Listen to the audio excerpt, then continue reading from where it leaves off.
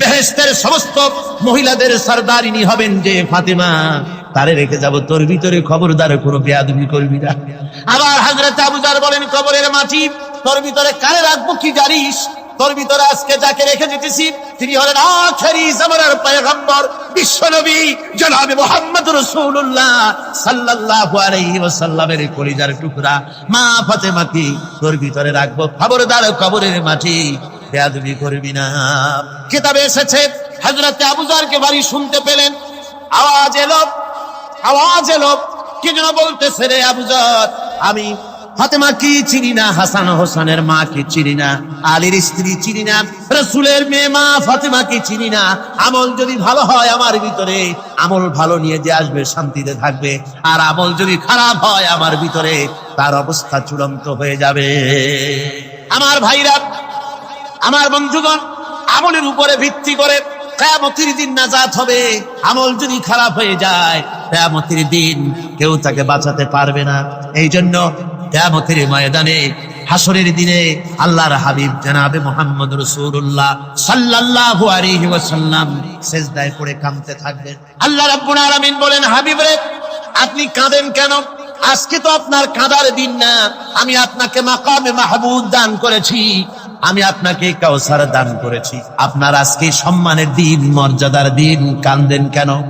আল্লাহর হাবিব বলবেন, রব্বুল আলামিন মাকামে মাহমুদ পেয়েছি, কাউসার পেয়েছি, কান্দি এই জন্য আমি দেখতে পাচ্ছি আবার সামনে দিয়া ফেরেশতারা আমার উম্মতগুলি জাহান্নামের দিকে নিয়ে যায়। আল্লাহ রাব্বুল আলামিন বলবেন, ওগো আমার হাবিব, আমি আপনাকে ক্ষমতা দিলাম, আপনার জান্নাতি উম্মতগুলি আপনি বেছে নেন। আল্লাহর হাবিব তার জান্নাতের উম্মতগুলি বাঁচতে থাকবেন। হযরত আয়েশা বলেন, ইয়া রাসূলুল্লাহ, কিয়ামতের ময়দানে লক্ষ কোটি কোটি মানুষের ভিতরে আপনার জান্নাতি উম্মত আপনি চিনবেন কি করে? হুজুর বলেন, আয়েশা, কোন একটি ঘোড়ার কপাল যদি থাকে সাদা, এই সাদা কপালওয়ালা ঘোড়াটা যদি অসংখ্য ঘোড়ার ভিতরে যদি হারিয়ে যায়, তাহলে সাদা কপালওয়ালা ঘোড়ার মালিক তার ঘোড়াকে পাবে কিনা বলো? হযরত আয়েশা বলেন, হুজুর অনায়াসে পাবে। আল্লাহ রাব্বুল আলামিনের হাবিব বলেন, আয়েশা রে, কিয়ামতের ময়দানে আমার যেই উম্মতেরা নামাজি ছিল, দিনদার ছিল, পরেজগার ছিল, দুনিয়ার বুকে ঈমান নিয়ে যারা চলাফেরা করেছে, আমার দিন কায়েমের, আল্লাহর দ্বীনের জন্য যারা কাজ করেছে, ওদের চেহারা নূর চমকাতে থাকবে, ঈমানের নূর কিয়ামতের দিন চমকাতে থাকবে। সেই ঈমানের নূর দেখে দেখে আমি আমার জান্নাতি উম্মতগুলি আমি বেছে নেব। নবীজি বলেছেন, কন্যার পিতাদেরকে গালি দিও না। অনেকে টিটকারি করে, বারবার মেয়ে হয় ছেলে একটাও হয় না, সেই জন্য টিটকারি বুটকারি করে। আল্লাহর নবী বলেছেন, মেয়ের পিতাকে গালি দিও না, ঠাট্টা করো না, যেহেতু আমি মুহাম্মদ রাসূলুল্লাহ সাল্লাল্লাহু আলাইহি ওয়াসাল্লাম, আমি মেয়েদের পিতা, আমি নিজে মেয়েদের পিতা, খাও না, মেয়েদের পিতাকে গালি দিও না। রাসূলুল্লাহ বলেছেন, আকাশের নিচে জমিনের উপরে খাদিজার মতো মহিলা আর নাই। সেই হযরতে খাদিজা রাসূলের 4টি মেয়ে পেটে ধারণ করেছিলেন। সুবহানাল্লাহ। মেয়ের প্রতি রাসূলুল্লাহ যথেষ্ট মহব্বত করতেন, মেয়েকে খুব ভালোবাসতেন হুজুর সাল্লাল্লাহু আলাইহি ওয়াসাল্লাম। হুজুরের কলিজার টুকরা ছিলেন মা ফাতিমা রাদিয়াল্লাহু তাআলা আনহা। হুজুর যখন কোথাও যেতেন, সকলের শেষে দেখা করতেন ফাতেমার সঙ্গে, আর বিদেশ থেকে সফর করে এসে সকলের আগে দেখা করতেন ফাতেমার সঙ্গে। সুবহানাল্লাহ। রাসূলুল্লাহ আরো বলেছেন, তোমরা যখন বাজারে যাবে বা ব্যবসা করতে যাবে বা বিদেশে যাবে, আসার সময় যে সব হাদিয়া নিয়ে আসো, আমরা যখন বাইরে যাই, বাজারে যাই, কিছু হাদিয়া আনি না, জামা কাপড় চকলেট ইত্যাদি আমরা আনে থাকি। রাসূলুল্লাহ বলেছেন, হাদিয়াগুলি তোমরা যারা বিদেশে যাও, বাজারে যাও, হাদিয়া আনবে, আর এনে ঘরের মধ্যে ঢুকে তা শুরু করবে মেয়েকে দিয়ে। প্রথমে দেবে মেয়েকে। সুবহানাল্লাহ। মেয়ের মর্যাদা ইসলামে সব চাইতে বেশি। কোন যুগে? যে যুগে মেয়ে হলে পরেই মাটির নিচে ঘেরে রাখতো, আছাড় মেরে মেরে ফেলে দিত। কোন অপরাধে তাদেরকে হত্যা করা হলো, আল্লাহ পাক কোরআনে কারীমের মধ্যে বলেছেন, তাদের অপরাধ আর কিছু না, তারা নারী, এই জন্য তাদেরকে মেরে ফেলা হতো। রাসূলুল্লাহ তাদের ইজ্জত দিলেন। সুবহানাল্লাহ। রাসূলুল্লাহ সম্মান দিলেন, ইজ্জত দিলেন তাদের। কন্যা হিসাবে নারীর এই মর্যাদা। ফাতেমাকে রাসূল এত ভালোবাসতেন, ইন্তেকালের সময় হযরত ফাতেমা কাঁদতে কাঁদতে বেহুশ হয়ে যাওয়ার উপক্রম হয়ে রাসূলুল্লাহ হযরত ফাতেমাকে ইশারা দিলেন। হযরত ফাতেমা তার কান নিয়ে রাসূলুল্লাহর মুখের কাছে লাগাই দিলেন। আল্লাহর নবী কি যেন বললেন কানে কানে, হযরত ফাতেমার কান্না বন্ধ হয়ে গেল। হযরত আয়েশা বলেন, মা, রাসূলুল্লাহ তোমার কানে কানে কি বলল আর তোমার কান্না বন্ধ হয়ে গেল? হযরত ফাতেমা বলেন, ইয়া আম্মা জান, আমার আব্বা আমার কানে কানে বলল, মা ফাতেমা তুই কাঁদিস না, তোর কান্না আমার বরদাস্ত হয় না, তোমাকে কাঁদতে হবে না। আমি তোমাকে সুসংবাদ দিয়ে যেতেছি, আমি মরে যাওয়ার পর সর্বপ্রথম তোমার সাথে আমার দেখা হবে। রাসূলুল্লাহর এই ভবিষ্যৎবাণী হযরত ফাতেমা বুঝতে পেরেছেন যে হুজুরের ইন্তেকালের পরে আমার বেশি দেরি হবে না, আমিও তাড়াতাড়ি হুজুরের সাথে শামিল হতে পারবো। হুজুরের ইন্তেকালের 6 মাস পরেই হযরত ফাতেমা রাদিয়াল্লাহু তাআলা আনহা ইন্তেকাল করেছেন। কন্যা হিসেবে নারীর মর্যাদা ইসলাম অনেক অনেক গুণে বাড়িয়ে দিয়েছে। এই কন্যা শিশু কৈশোর যৌবন পেরিয়ে যখন যৌবনে তার বিয়ে হয়ে যায়, আল্লাহ রাব্বুল আলামিন তখন বলেন, وَمِنْ آيَاتِهِ أَنْ خَلَقَ لَكُم مِّنْ أَنفُسِكُمْ أَزْوَاجًا لِتَسْكُنُوا إِلَيْهَا وَجَعَلَ بَيْنَكُم مَّوَدَّةً وَرَحْمَةً। আল্লাহ পাক বলেন, আমার নিদর্শনের ভিতরে এটাও একটি নিদর্শন, আমি তোমাদের থেকে তোমাদের জোড়া তৈরি করেছি, তোমাদের স্ত্রীদেরকে তৈরি করেছি, তোমাদের সাথে তোমাদের স্ত্রীর ভালোবাসা সৃষ্টি করেছি, মহব্বত সৃষ্টি করেছি। এই মহব্বত আমি আল্লাহ তৈরি করেছি। আর যখন বুড়ো হয়ে যায় মানুষ, স্বামী স্ত্রী যখন বুড়া আর বুড়ি হয়, তখন আর ভালোবাসা থাকে না, তখন ওই ভালোবাসা সহৃদয়তার করুণায় আমি আল্লাহ পরিণত করে দেই। বুড়ার জন্য তখন বুড়ি ছাড়া আর উপায় নাই, বুড়িরও আর বুড়া ছাড়া উপায় নাই। তখন ভালোবাসা কোনো বিশেষ কোনো অক্ষণীয় ভালোবাসা নয়, তখন একের উপরে অন্য একদম নির্ভরশীল হয়ে পড়ে। আল্লাহ পাক বলেন, এই অবস্থা আমি আল্লাহ সৃষ্টি করে দেই। সুবহানাল্লাহ। স্ত্রীকে রাসূলুল্লাহ কত ভালোবাসতেন। আল্লাহর নবী বলেছেন, আমার কাছে 3টা জিনিস প্রিয়, একটা হচ্ছে সুগন্ধি, একটা হচ্ছে নামাজ, আর একটা হচ্ছে স্ত্রী। সুবহানাল্লাহ। স্ত্রী আমার কাছে প্রিয়। হুজুর বলেছেন, তোমাদের মধ্যে সেই ব্যক্তি উত্তম যে ব্যক্তি তার স্ত্রীর কাছে উত্তম, আমি আমার স্ত্রীদের কাছে উত্তম ব্যক্তি। সুবহানাল্লাহ। রাসূলুল্লাহ স্ত্রীকে কত ভালোবাসতেন। বিশ্বনবী রাজনৈতিক কর্মকাণ্ড চালাচ্ছেন, যুদ্ধের দামামা বাজতেছে, চতুর্দিকে কত অশান্তি, সবকিছু চলছে, স্ত্রীর হক আদায় করতে ভুলে যাননি। রাতের বেলায় হযরত আয়েশার বয়স কম, তাকে নিয়ে রাসূলুল্লাহ একটু সুযোগ পেয়েছেন, বলছেন, আয়েশা সব তো ঘুমিয়ে, চলো আমরা একটু দৌড়াই। ওই যে দূরে একটা জিনিস দেখা দেয়, দৌড় দাও, দেখি কি আগে যায়। দুজনে দৌড় প্রতিযোগিতা করলেন। দৌড় প্রতিযোগিতায় হযরত আয়েশা ফার্স্ট হলেন, হুজুর পিছনে পড়ে গেল। হযরত আয়েশা খুব আনন্দ করলেন যে আপনি কিন্তু আমার সাথে দৌড়ে পারলেন। পরবর্তী কিছু কাল যাওয়ার পর হযরত আয়েশা বলেন, হুজুর আজকে আবার বললেন যে চলো আয়েশা একটু দৌড়াই। হযরত আয়েশা বলছেন যে সেদিনের তুলনায় আমার শরীর একটু, আমি মুটিয়ে গেছি, শরীরটি স্থূল হয়েছে, আমি আজকে দৌড়ালাম কিন্তু পারলাম না, রাসূল আগে চলে গেলেন। আমি হাঁপাতে হাঁপাতে যখন হুজুরের কাছে চলে গেছি, হুজুর তখন মুস্কি হেসে আমাকে বললেন, আয়েশা ওই সেই দিনের জবাব আজকে দিয়া দিলাম। সুবহানাল্লাহ বিহামদিহি, সুবহানাল্লাহ বিহামদিহি। বিশ্ব নবী কত বড় আদর্শ বিশ্ব মানবতার জন্য। তিনি বলেছেন, আরাফাতের ময়দানে রাসূলুল্লাহ বলেছেন, তোমরা যেমন পড়বে তোমার স্ত্রীদেরকে তেমন পড়াবে, তোমরা যেমন খাবে তোমার স্ত্রীদেরকে তেমন খাওয়াবে, স্ট্যান্ডার্ড মেনটেন করবে। তুমি ভালো দামের কাপড় পরবে, স্ত্রীকে খারাপ দিবে তা নয়। অধিকার দুজনেরই সমান, স্বামী এবং স্ত্রী সমান অধিকার। কিন্তু আমরা তা বুঝতে পারি না, বুঝতে চাই না। আমরা অনেকে মনে করেছি বিয়ে যখন করছি তখন আমি তো নওয়াবজাদা নসরুল্লাহ খান, আর বউ তো কেনা দাসী না। সে কিন্তু দাসী না, তার মর্যাদা আছে, তার সম্মান আছে, তার সম্মান আপনাকে দিতে হবে। রাসূলুল্লাহ দিয়েছে, আপনাকেও দিতে হবে। রান্না বান্না হতে দেরি হয়, কত গালাগালি শুনতে হয় নারীকে। আল্লাহর নবীর স্ত্রী হযরত আয়েশা বলেছেন, আল্লাহর নবী কাজ করে, মানুষের সঙ্গে কথা বলে, রাষ্ট্রীয় দায়িত্ব পালন করে ঘরের ভিতরে এসে যখন দেখেছেন রান্না হতে দেরি আছে, রাসূলুল্লাহ বিরক্ত হন নাই, ভুরু কুঞ্চিত করেন নাই, চোখ মোটা করেন নাই, আমাকে কোনো কথা শোনান নাই, বরং আমার কাছে বসে রান্নায় আমাকে সহযোগিতা করেছেন। সুবহানাল্লাহ। এই হলো আল্লাহর রাসূল, এই হলো বিশ্ব নবী। স্ত্রীর সঙ্গে কি মহব্বত! সুবহানাল্লাহ। হুজুর মহব্বত করতেন স্ত্রীদেরকে। রাসূলুল্লাহর ঘরে দৌলত ছিল না, কিন্তু মহব্বত দিয়ে ভরা ছিল ঘরটা। হুজুরের ঘরে ফ্রিজ নাই, এসি নাই, হুজুরের ঘরে কার্পেট নাই, হুজুরের ঘরের মধ্যে জাজিম নাই, তোশক নাই, বড় বড় কম্বল নাই, আরামের কোনো জিনিস নাই, মডার্ন ইকুইপমেন্টস কিচ্ছু নাই, দৌলত নাই, কিন্তু মহব্বত দিয়ে ঘরটা ভরা। হযরত আয়েশা বলেছেন, আমি পানি পান করে, যখন আমি পানি পান করে গ্লাস রেখে দিতাম, আল্লাহর নবী তখন গ্লাসের সেই জায়গায় ঠোঁট লাগাতেন যেখানে আমি ঠোঁট লাগাইয়া পানি পান করেছি। আমি গোশত চিবোতাম, রাসূলুল্লাহ আমার হাত থেকে গোশত টুকরা নিয়া সেই জায়গায় চিবোতেন যেখানে আমি চিবুয়েছি। সুবহানাল্লাহ। আমার ভাইরা, রাসূল তার স্ত্রীদেরকে মহব্বত করতেন, স্ত্রীরাও রাসূলকে মহব্বত করতেন দারুণ ভাবে। একবার হযরত আয়েশা সিদ্দিকা রাদিয়াল্লাহু তাআলা আনহা হুজুরকে গোসল করাতে ছিলেন, মাথার উপরে পানি ঢালতেছেন, হুজুর একটা চোখের উপরে বা একটা তক্তার উপরে বসে আছেন। গোসলের পানির ভিতরে রাসূলুল্লাহ দেখতে পেলেন রক্তের মতো কি যেন প্রবাহিত হয়ে যাচ্ছে। হুজুর জিজ্ঞেস করেন, আয়েশা রে, পানির ভিতরে রক্তের মতো কি দেখা যায়?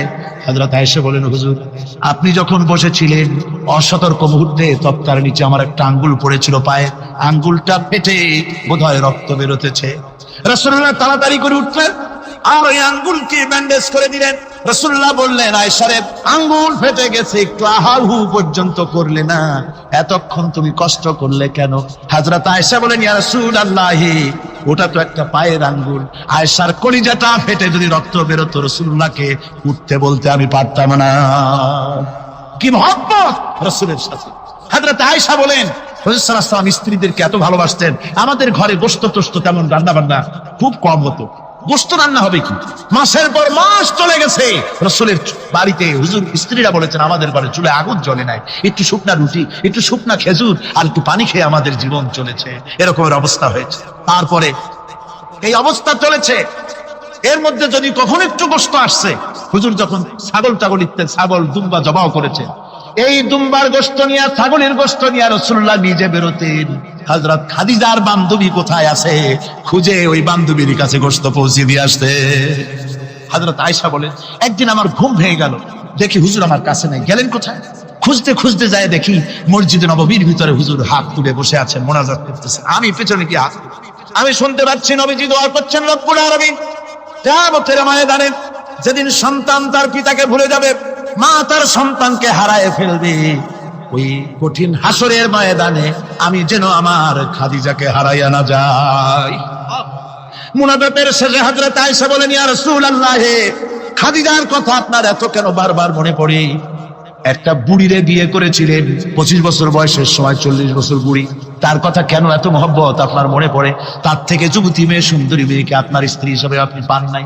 হুজুর বলেন, আয়েশা রে, খাদিজার সম্পর্কে এমন কথা তুমি আর বলো না, তোমরা সবাই আমার সুখের দিনের স্ত্রী, আর খাদিজা আমার এমন সময় স্ত্রী ছিল যখন মক্কায় আমার আশ্রয় ছিল না, আমার মক্কা নগরীতে আমার আশ্রয় ছিল না। খাদিজার সঞ্চিত সমস্ত ধনরাশি ইসলাম কবুল করার পর দুহাতে খাদিজা বিতরণ করে দিয়েছে। হযরত আয়েশা বলেন, হুজুর আমার গোস্তাকি মাফ করে দেন, আমি আর এরকম বলবো না, তবে খাদিজা সম্পর্কে আমার এই কিছু একটু শোনান।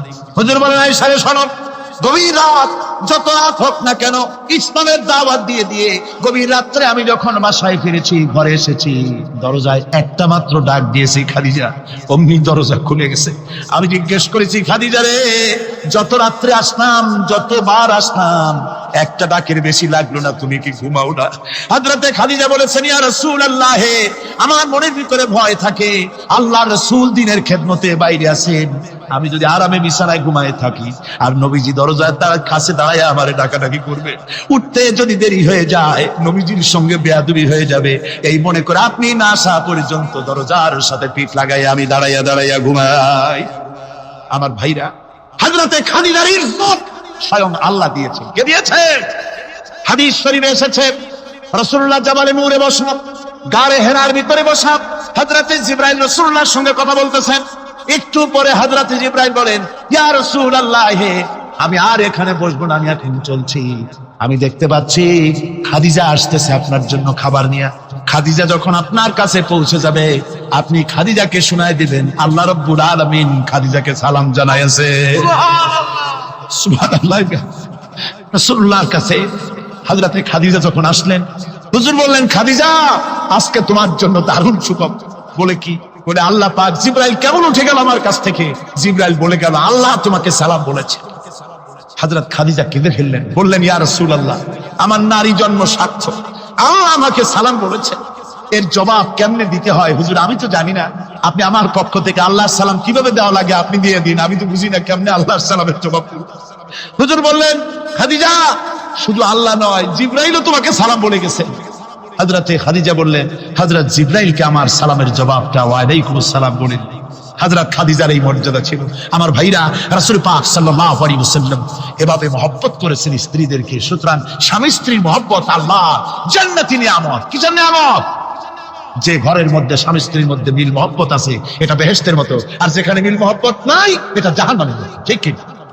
সুতরাং মহব্বত করুন, বেশি বেশি স্যাক্রিফাইস করুন, বেশি বেশি স্যাক্রিফাইস। নারীদের ব্যাপারে বলা হয়েছে, পুরুষকে বলা হয়েছে অধিকার আদায় করো, সব ব্যাপারে সমান অধিকার। কিন্তু নারীকে একটা ব্যাপারে বলা হয়েছে, নারী শোনো, পুরুষের মর্যাদা তোমার চাইতে আল্লাহ রাব্বুল আলামিন বেশি দিয়েছেন। আর রিজালু কাওয়ামুনা আলান নিসা, নারীদের উপরে পুরুষের প্রাধান্য আল্লাহ পাক দান করেছেন। একজন সাহাবী বলেছিলেন, ইয়া রাসূলুল্লাহ, জংলি উট দেখলাম আপনার পায়ের উপরে সিজদায় পড়ে গেল, আপনি যদি আমাদেরকে অনুমতি দিতেন না, আপনাকে আমরা সিজদা করতাম। আল্লাহ নবী বললেন, মানুষ মানুষকে সিজদা করা এ পারমিশন যদি আমি দিতাম, তাহলে দুনিয়ার সমস্ত স্ত্রীদেরকে বলতাম তারা যেন তাদের স্বামীকে সিজদা দেয়। স্বামীর মর্যাদা এখানে বেশি। সুতরাং অধিকার সমান, কোনো সন্দেহ নাই, কিন্তু স্বামীর একটা আলাদা মর্যাদা আছে, সেই সম্মানও তাকে দিতে হবে। এরপরে এই সমান অধিকারের ভিত্তিতে স্বামী স্ত্রী চলতে থাকে, মাঝখানে আল্লাহ পাক তাদেরকে সন্তান দান করে। আল্লাহ তাদেরকে, নারীকে লেখাপড়ার অধিকার দিয়েছে, ইসলাম তাকে লেখাপড়ার অধিকার দিয়েছে, শিক্ষার অধিকার দিয়েছে। হযরত আয়েশা সিদ্দিকা রাদিয়াল্লাহু তাআলা আনহা শিক্ষয়িত্রী ছিলেন, হাফেজা ছিলেন, হাদিসের হাফেজা ছিলেন, কোরআনের হাফেজা ছিলেন, হাজার হাজার সাহাবায়ে কিরামদের তিনি উস্তাদ ছিলেন। সুবহানাল্লাহ। নারীদের ব্যাপারে অধিকাংশ মাসালা হযরত আয়েশা সিদ্দিকা রাদিয়াল্লাহু তাআলা আনহার অবদান। সুবহানাল্লাহ। নারী যুদ্ধ করেছে, যুদ্ধের ময়দানে নারীর অধিকার আছে। নারী চাকরি করতে পারবে, নারী ব্যবসা করতে পারবে, নারী লেখাপড়া করতে পারবে, নারী সেনাবাহিনীতে যেতে পারবে, নারী সব করতে পারবে, কিন্তু পর্দার মধ্যে। হুজুর কয় কান্দো কেন? কই যে আমার গুনাহ কি মাফ হইছে? হুজুর বলেন হ্যাঁ মাফ হয়ে গেছে। কলেমা পড়ছো, মাফ হয়ে গেছে। কয় যে হুজুর আমি তো মারাত্মক গুনাহ করছি। বলে কি? বলে আমার একটা মেয়ে, সেই মেয়েটাকে নিয়ে আমি, ঘটনা লম্বা, আমি সংক্ষেপে বলতেছি, মেয়েটাকে ফাঁকি দিয়া তাহলে আমি মারবো, বুঝতে দেই নাই আমার বউরে।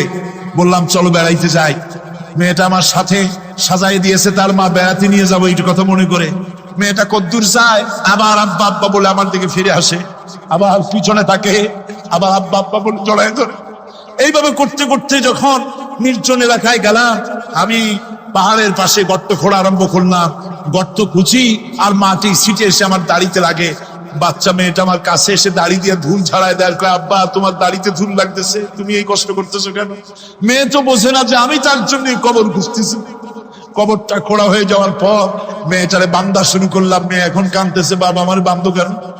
আমি তারে বাইধা জোরে ওর মধ্যে নিক্ষেপ করে দিলাম। মেয়েটা গর্তের মধ্যে বসে চিৎকার করে বলছে, আব্বা তুমি আমারে বাঁচতে দাও, আমি তোমারে বাপ বলে সমাজে হ্যাঁ করবো না, আমি ভিক্ষা করে খাবো, আমার বাইরো না। লোকটি বলছি, ইয়া রাসূলুল্লাহ, আমার মনে দরদ আসলো না। আমি একটা পাথর উঁচু করে আমার মেয়ের বুক লক্ষ্য করে জোরে মেরে দিলাম। বুকটা ফেটে রক্ত ফিনকি দিয়ে উঠলো। আমার মেয়ের বুক থেকে আওয়াজ বেরোলাম, আমার কালে যেন এখনো সেই আওয়াজ বাজে। হাদিস শরীফে এসেছে, হুজুরের চোখের পানি দাড়ি ভিজে ভিজে জামার উপরে পড়তেছিল। হুজুর বললেন, আহারে, মানুষও পারে এরকম কাম করতে।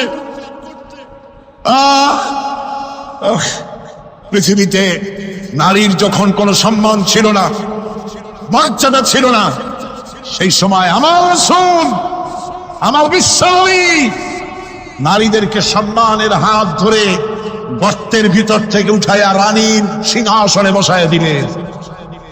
সুবহানাল্লাহ। মায়ের মর্যাদা দিয়ে দিলেন। সুবহানাল্লাহ। নারীরা আমাদের মায়ের জাত। নারীরা আমার কি এর জাত? মায়ের জাত। আমার মা বোনেরা, তোমাদের সম্মান কত তোমরা জানো না। আমরা পুরুষ, আমাদের পায়ের তলে জুতা, আর তোমরা আমাদের মায়ের জাত। তোমরা নারী, তোমাদের পায়ের তলে আল্লাহর জান্নাত, আল্লাহর ব্যবস্থাটা তোমাদের পায়ের তলে। এই সম্মান আল্লাহ তোমাদের দিয়েছে, নবী দিয়েছেন। সুবহানাল্লাহ। কর ভাইরা আমার, অধিকার ইসলাম দিয়েছে। বিবাহ যখন হয়, এই বিবাহের সময় এজেন্ট আনতে হয়। আর বিবাহ হচ্ছে বিবাহ বৈঠক।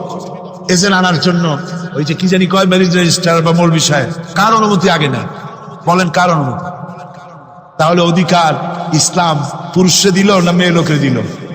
আগে মেয়ে লোকের কাছে যাও, মেয়েটাকে জিজ্ঞেস করো সেই বিবাহে রাজি আছে কিনা। সুবহানাল্লাহ পড়ে এই বিবাহে রাজি আছে কিনা জিজ্ঞেস করো, তার অধিকারই বেশি। এরপরে এই বিবাহে করার ব্যাপারে কত বৈষম্য। আজ বিবাহ করতে গেলে যৌতুকের প্রথা এসেছে। রাসূলুল্লাহ যৌতুক দিয়েছিলেন, ওটা যৌতুক না, ওটা উপহার, ওটা হাদিয়া। রাসূলুল্লাহ তোহফা দিয়েছিলেন হুজুরের জামাই। সুবহানাল্লাহ, কি জামাই!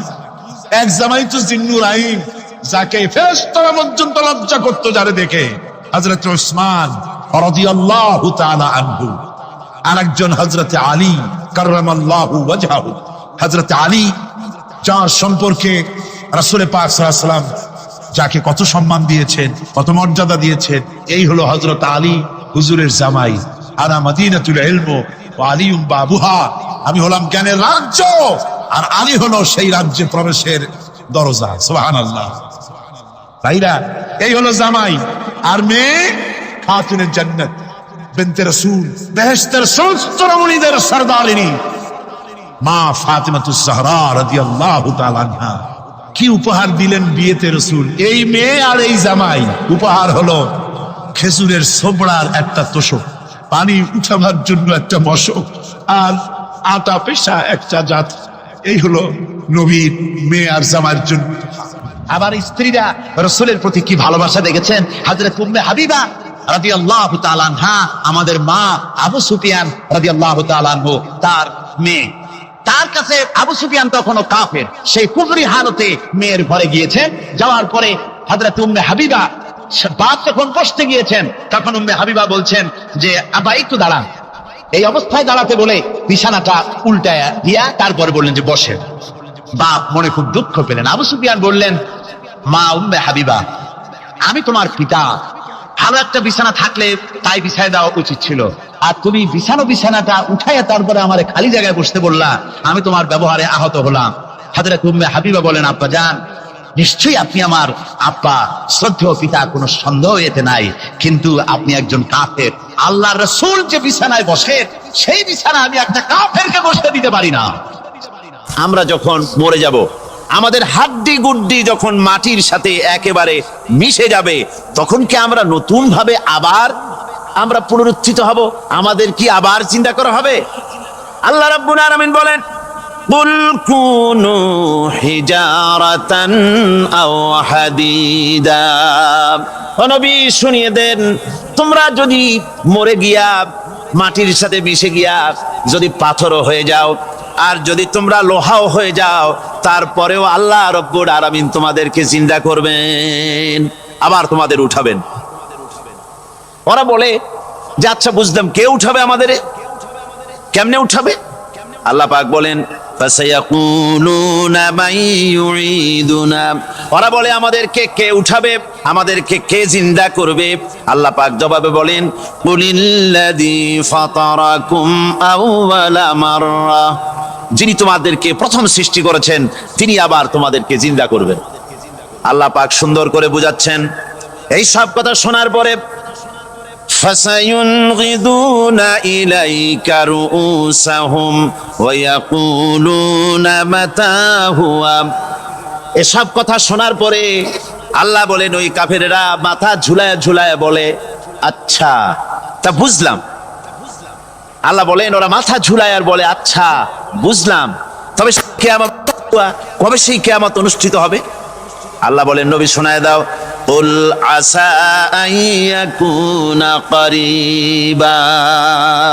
বেশি দেরি নাই, হতে পারে খুবই তাড়াতাড়ি। কি বলা যায়, সে সময়টা অতি নিকটবর্তী হয়ে যেতে পারে, খুবই নিকটবর্তী সে সময়, সেটা বেশি দেরি হওয়ার কথা নয়। আল্লাহ পাক এবার মানুষকে যুক্তি দিয়ে বুঝাচ্ছেন। কোরআনে কারীম মানতে মানুষ অস্বীকার করলে আল্লাহ ডান্ডার ব্যবস্থা করেন নাই। নবীজিকে বলেছেন, ইন্নামা আনতা মুযাক্কিরুন লাস্তা আলাইহিম বিমুসাইতির। ও নবী, আপনি একজন উপদেশক, উপদেশ দিয়ে যান। আপনাকে দারোগা করে বানাই নাই লাঠি চার্জ করার জন্য, পিটায়া মানুষ হেদায়েত করার দরকার নেই। মানুষকে বুঝান, যুক্তি দিয়া বুঝান। আল্লাহ নিজে যুক্তি দিচ্ছেন, আনতুম আশাদ্দু খালকান আমিস সামাউ বানাহা।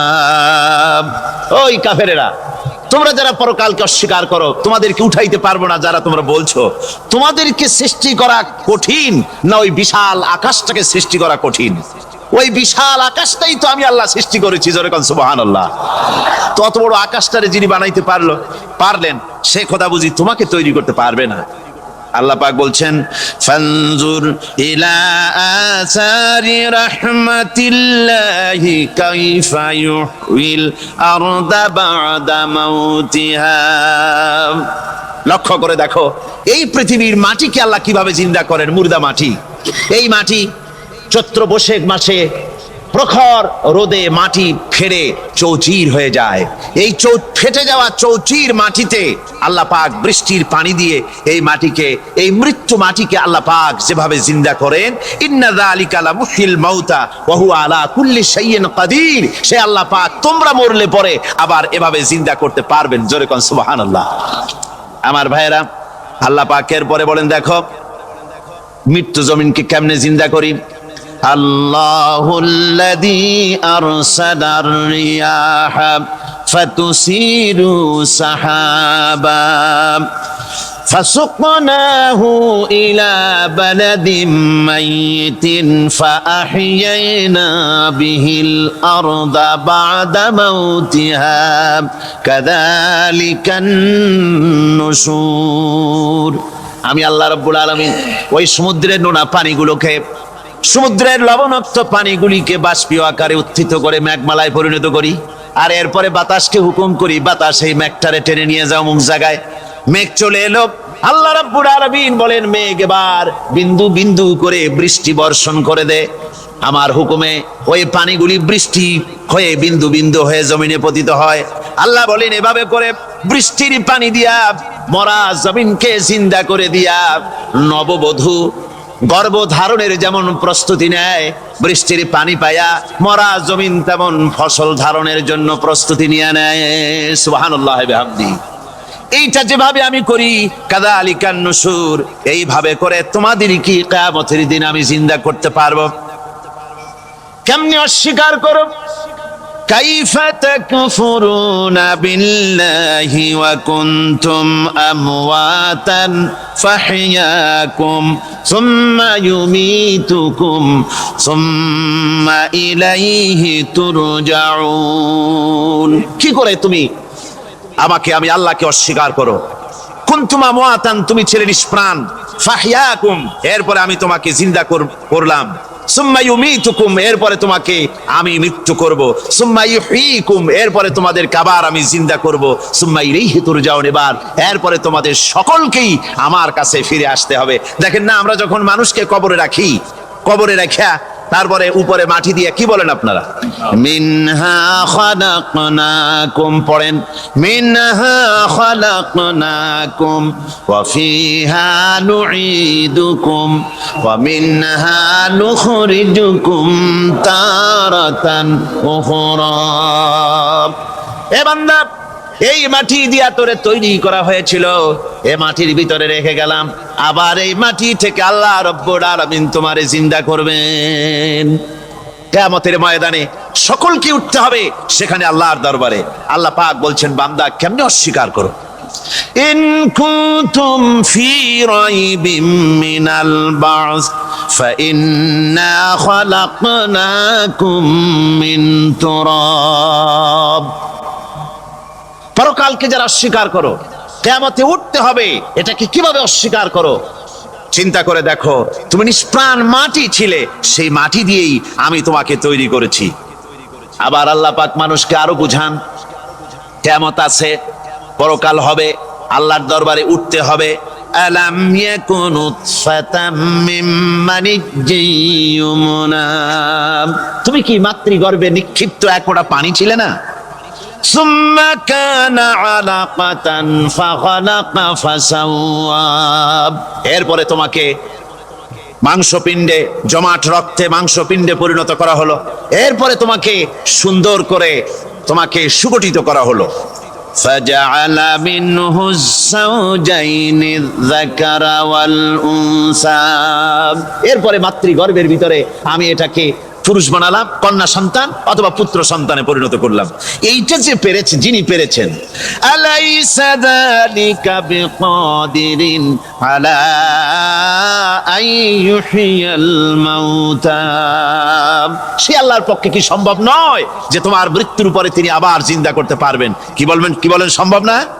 তিনি পারবেন না? নিশ্চয়ই তিনি আবার কিয়ামতের মাঠে আমাদেরকে হাজির করতে পারবেন, এতে কোনো সন্দেহ নাই।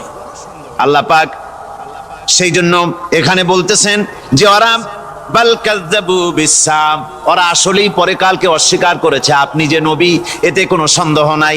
আপনি খানা খান, আপনি বাজারে যান, এটাই মূল আপত্তির বিষয় না। মূল কথা হলো তারা পরকালকে অস্বীকার করেছে। আল্লাহ পাক বলেন ওয়া আন্নাস সাআতা আতিয়াতুন লা রাইবা ফিহা, অবশ্যই সে সময় আসবে, সে কিয়ামত আসবেই, এতে কোনো সন্দেহ নাই।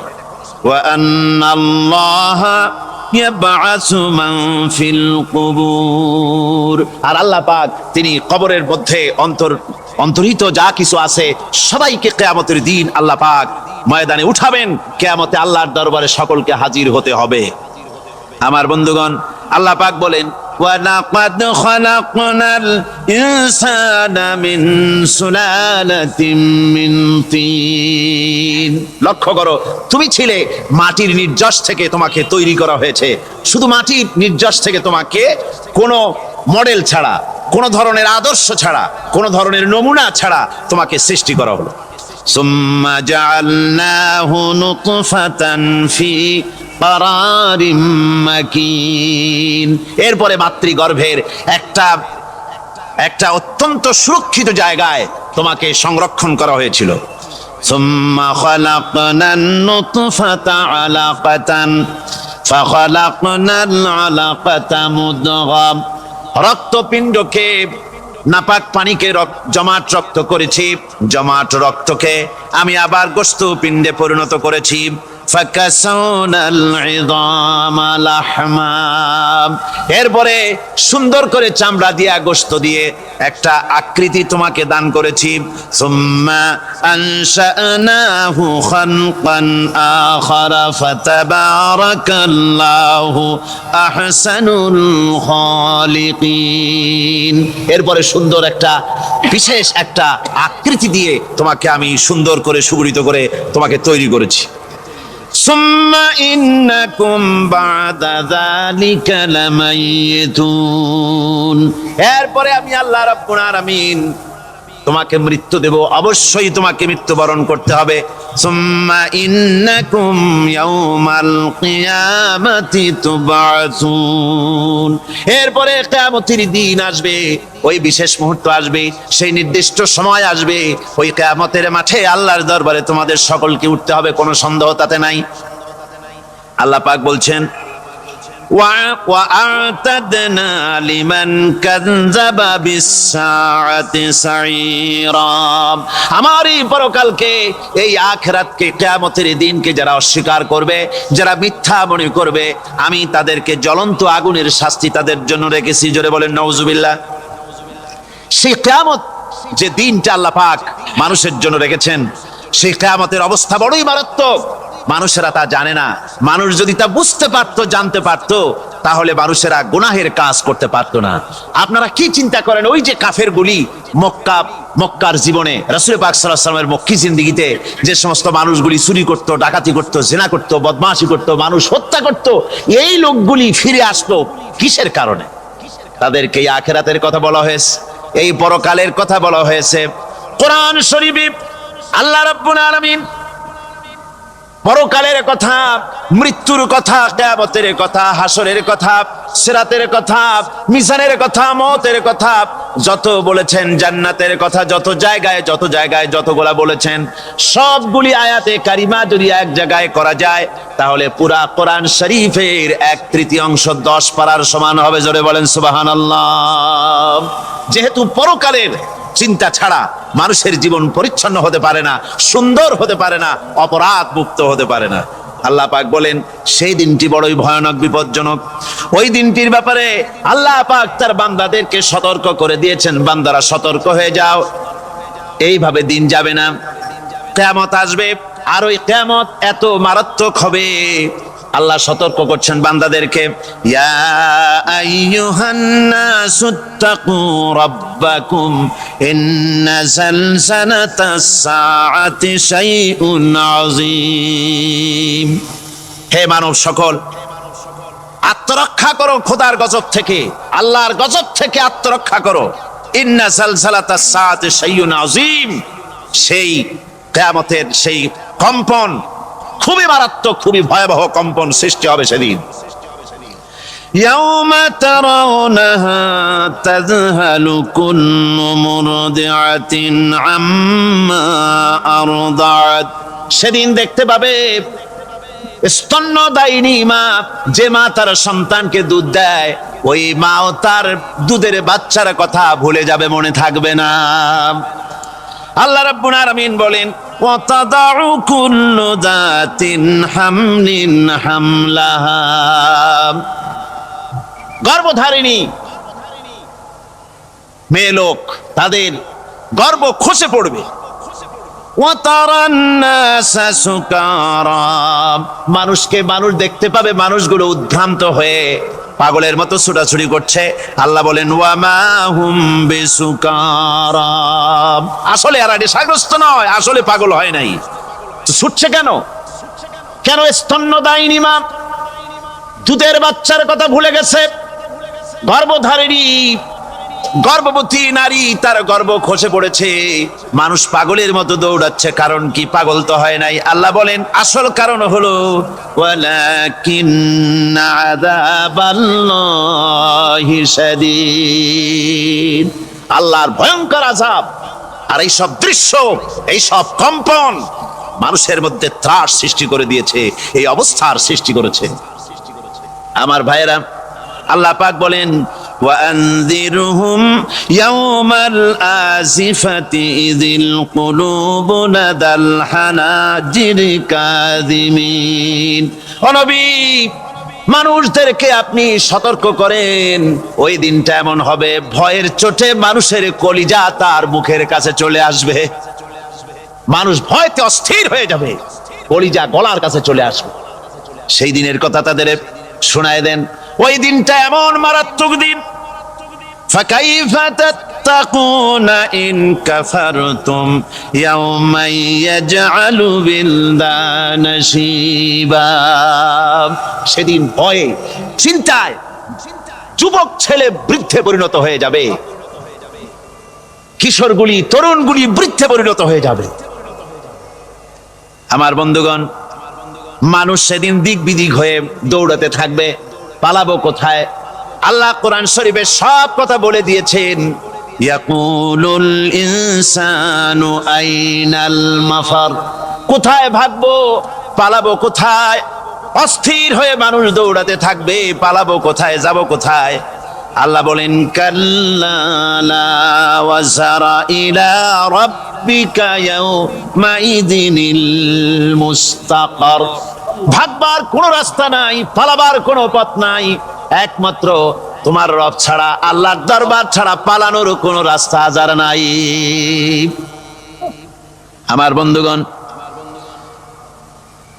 এই কঠিন সময়, এই কঠিন দিনে, পরকালের এই দিনে, কিয়ামতের এই মারাত্মক অবস্থায় সকলকে উঠতে হবে। আল্লাহ পাক বলেন, এরপরে কিয়ামত অনুষ্ঠিত হয়ে যাবে। সূরা ফুরকানে আল্লাহ বলছেন, ইযা রাআতুহুম মিন মাকানিন বাঈদিন সামিউ লাহা তাগায়ুযান ওয়া যাফীরা, যখন তাদেরকে জাহান্নাম দেখতে পাবে, অর্থাৎ জাহান্নামের, যখন তারা জাহান্নামের দিকে অগ্রসর হবে, তখন তারা দূর থেকেই জাহান্নামের ক্রোধ এবং তেজস্বী আওয়াজ শুনতে পাবে। জাহান্নামের আওয়াজ, বিকট আওয়াজ। ওই যে কক্সবাজারের সমুদ্র সৈকতে ভ্রমণ করতে গিয়ে সমুদ্রের তুফানের আওয়াজ শুনছেন না? কথা কন না কেন? সমুদ্রের তুফানের আওয়াজ শুনেছেন তো? এইটা কি? এটা কিছুই না, এর থেকে মারাত্মক আওয়াজ, তেজস্বী ক্রোধের আওয়াজ কানের মধ্যে আসতে থাকবে জাহান্নামীদের। আল্লাহ রাব্বুল আলামিন বলেন, وإذا ألقوا منها مكانا ضيقا مقرنين دعوا هنالك ثبورا যখন তাদেরকে হাত পা বেঁধে এই জাহান্নামের কোন সংকীর্ণ জায়গায় ফেলে দেওয়া হবে, তখন দাও হুনালিকা সুবুরা, তারা তখন নিজেদের ধ্বংস এবং মৃত্যু কামনা করবে। আল্লাহ বলেন লা তাদউল ইয়াউমা সুবুরাও ওয়াহিদাও ওয়াদউ সুবুরান কাসীরা। আজকে এক মৃত্যু ডেকো না, অসংখ্য মউত ডাকো। আজকে মউত আর তোমাদের আসবে না, অসংখ্যবার ডাকলেও মউত তোমাদের আসবে না। এই যে জাহান্নামের দিকে তাদের নিয়ে যাওয়া হবে, আল্লাহকে অস্বীকার করলে, নবীকে অস্বীকার করলে, ইসলামকে অস্বীকার করলে, আল্লাহর নবীর নবুয়তকে অস্বীকার করলে তাদের জায়গা হবে জাহান্নাম। আর সে জাহান্নাম এত মারাত্মক, এত কঠিন জায়গা, যে জায়গা সম্পর্কে আল্লাহ পাক বলছেন ইন্নাহু মাইয়াতি রাব্বাহু মুজরিমান ফাইন্না লাহু জাহান্নামা লা ইয়ামুতু ফিহা ওয়া লা ইয়াহইয়া। অপরাধী হয়ে যে লোক আল্লাহর দরবারে উপস্থিত হবে তার জন্য জাহান্নাম হবে, জাহান্নামে আল্লাহ দিবেন। আর ওই জাহান্নামে যখন লোকটা পড়ে যাবে, জাহান্নামের অবস্থা এমন হবে লা ইয়ামুতু ফিহা ওয়া লা ইয়াহইয়া, সে বাঁচবেও না মরবেও না, জীবন মৃত্যু একটা অবস্থা সৃষ্টি হবে। ওই জাহান্নামে নারুল্লাহিল মুকাদাতুল্লাতী তাত্তালিউ আলাল আফইদা, জাহান্নামের প্রচন্ড আওয়াজ, এ আগুন উৎক্ষিপ্ত হয়ে তাদের কলিজা পর্যন্ত, অন্তর পর্যন্ত স্পর্শ করবে এই আগুনের তাপ। আর এদের পাহারায় রাখা হবে ইন্নাহা আলাইহিম মুসাদাতুন ফি আমাদিম মুমাদ্দাদা, জাহান্নামীদের পাহারায় রাখা হবে নির্মম, কঠোর ব্যবহার, কর্কশ আওয়াজ, কর্কশ ভাষী এ ধরনের ফেরেশতাদেরকে রাখা হবে তাদের পাহারায়, তারা নিয়োজিত থাকবে। আল্লাহ রাব্বুল আলামিন বলেন, ও দুনিয়ার মানুষ, ইয়া আইয়ুহাল্লাযীনা আমানু ও আনফুসাকুম ওয়া আহলিকুম নারা।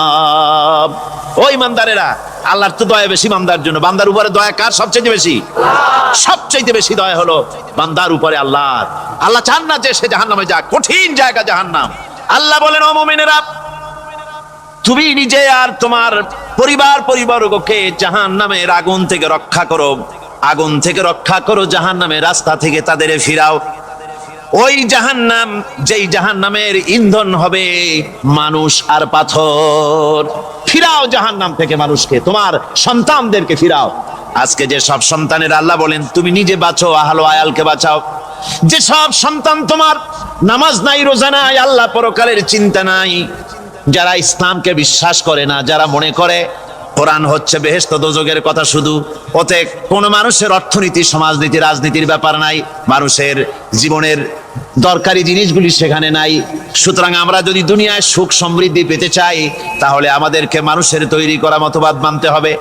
এইভাবে ছেলেরা যখন মানুষের তৈরিকার মতবাদের দিকে যখন দৌড়ায়, মা বাপ যদি তাদেরকে না ফিরায়, জাহান্নাম থেকে বাঁচাবার জন্য যদি চেষ্টা না করে, কিয়ামতের দিন ওই সন্তানেরা জাহান্নামে, যখন জাহান্নামের অর্ডার তাদের হয়ে যাবে, তারা বলবে রব্বানা আরিনাল্লাযাইনি আদাল্লানা, হে আমার প্রভু, কে আমাদেরকে গোমরাহ করে দিল, মিনাল জিন্নি ওয়াল ইনসে, জিনের ভিতর থেকে, মানুষের ভিতর থেকে, আমাদের নেতারা, আমাদের মা বাপ, আমাদের মুরব্বী, কারা আমাদেরকে বিভ্রান্ত করলো, তোমার রাস্তা থেকে সরাই দিল, ওরা কই?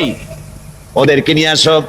আমাদের কি এই খারাপ রাস্তা থেকে ফিরায় নাই, জাহান্নামের পথে চলেছি, আমাকে ফিরায় নাই। ও আল্লাহ, আজকে এই জাহান্নামে যাওয়ার আগে ওই মা বাবার মুরব্বিয়ার নেতাগুলি নিয়ে আসো, নাজআলহুমা তাহতা আকদামিনা লিয়াকুনা মিনাল আসফালিন, নিয়ে আসো ওদেরকে পায়ের তলে রেখে তারপরে জাহান্নামে যাব। আমার ভাইরা, যে ছেলে আজকে মানুষের তৈরি করা মতবাদের আন্দোলন করছে, সেকুলারিজম করছে, সোশ্যালিজম করছে, ক্যাপিটালিজম করছে, তারপরে ন্যাশনালিজম করছে, হাজারো মতবাদের দিকে আকৃষ্ট হয়েছে আপনার ছেলে, আপনার স্ত্রী, আপনার বোন, আপনার ভাই, আপনি জেনে শুনে তাদেরকে ফিরাচ্ছেন না, আল্লাহর রাস্তায় আনতেছেন না। কিয়ামতের দিন ওরা পালাইতে যাবে এবং ওদের এই অপরাধের কারণে, ফিরানোর কারণে, সহযোগিতা করার কারণে কিয়ামতের দিন অবস্থা করুণ হয়ে যাবে। এই জন্য আল্লাহ রাব্বুল আলামিন বলছেন, হে বিশ্বাসীরা, আমাকে তোমরা যারা বিশ্বাস করেছো, ঈমান এনেছো, নিজে বাঁচো আর নিজের আহল আয়ালকে জাহান্নামের আগুন থেকে বাঁচাও। ওই জাহান্নাম আলাইহা মালাইকাতুন গিলাদুন শিদাদুন লা ইয়াসুনাল্লাহা মা আমারাহুম ওয়া ইয়াফআলুনা মা ইউমারুন। আল্লাহ রাব্বুল আলামিন বলেন, সেখানে অত্যন্ত কর্কশ, রূঢ় এবং নির্মম স্বভাবের এমন সব ফেরেশতা পরিচালক হিসেবে জাহান্নামে দেওয়া হবে, যারা আল্লাহর নির্দেশের বাইরে কোনো কাজ করে না, তারা সেই সব কাজই করে যা আল্লাহ তাদেরকে হুকুম করেন। তাদেরকে অনুরোধ করে, দরখাস্ত করে কোন রকম তাদের কাছ থেকে কোনো কৃপা, কোনো করুণা, কোনো মহব্বত কিছুই পাওয়া যাবে না। অত্যন্ত কর্কশ, রূঢ় মেজাজের ফেরেশতা সেখানে পরিচালক হিসেবে দেওয়া হবে। আর ওই জাহান্নামীদেরকে, যারা জাহান্নামে যাবে কিয়ামতের দিন, ফাল্লাযীনা কাফারু কুত্তিআত লাহুম সিয়াবুম মিন নার, আগুন দিয়ে কেটে তাই দিয়ে পোশাক তৈরি করে দেওয়া হবে, আগুনের পোশাক পরিয়ে দেওয়া হবে। আগুনের পোশাক গায়ে পরিয়ে দেওয়ার পরে কুল্লামা নাদিজাত জুলুদুহুম বাদদালনাহুম জুলুদান গায়রাহা, একবার চামড়া পুড়ে যাবে, জাহান্নামের আগুনে চামড়া পুড়ে গলে যাবে, আবার আল্লাহ রাব্বুল আলামিন নতুন করে চামড়া পরিয়ে দিবেন, যাতে করে শাস্তির তীব্রতা অনুভব করতে পারে। জোরে কোন নাউজুবিল্লাহ। আমার ভাইরা, জাহান্নামীরা ক্ষুধার যন্ত্রণায়, তৃষ্ণার যন্ত্রণায় আকাশের দিকে তাকায় থাকবে, উপরের দিকে তাকায় থাকবে, বলবে, আরে যদি একটু বৃষ্টি হতো, মেঘ হতো। হঠাৎ করে দেখবে যে উপরে কালো মেঘ হয়ে গেছে, মনে করবে যে এবার বুঝি বৃষ্টি হবে, পানি পান করব। মেঘ তারা দেখতে পেল, মেঘের ভিতর থেকে অল্পক্ষণের ভিতরে গরম পানি পড়বে, এমন গরম পুঁজ, এমন গরম রক্ত পড়বে, যেগুলি পান করলে পরে সঙ্গে সঙ্গে পেটের নাড়ি ভুঁড়ি আর কলিজা পিছনের দরজা দিয়ে সব বেরিয়ে যাবে। নাউজুবিল্লাহি মিন যালিক।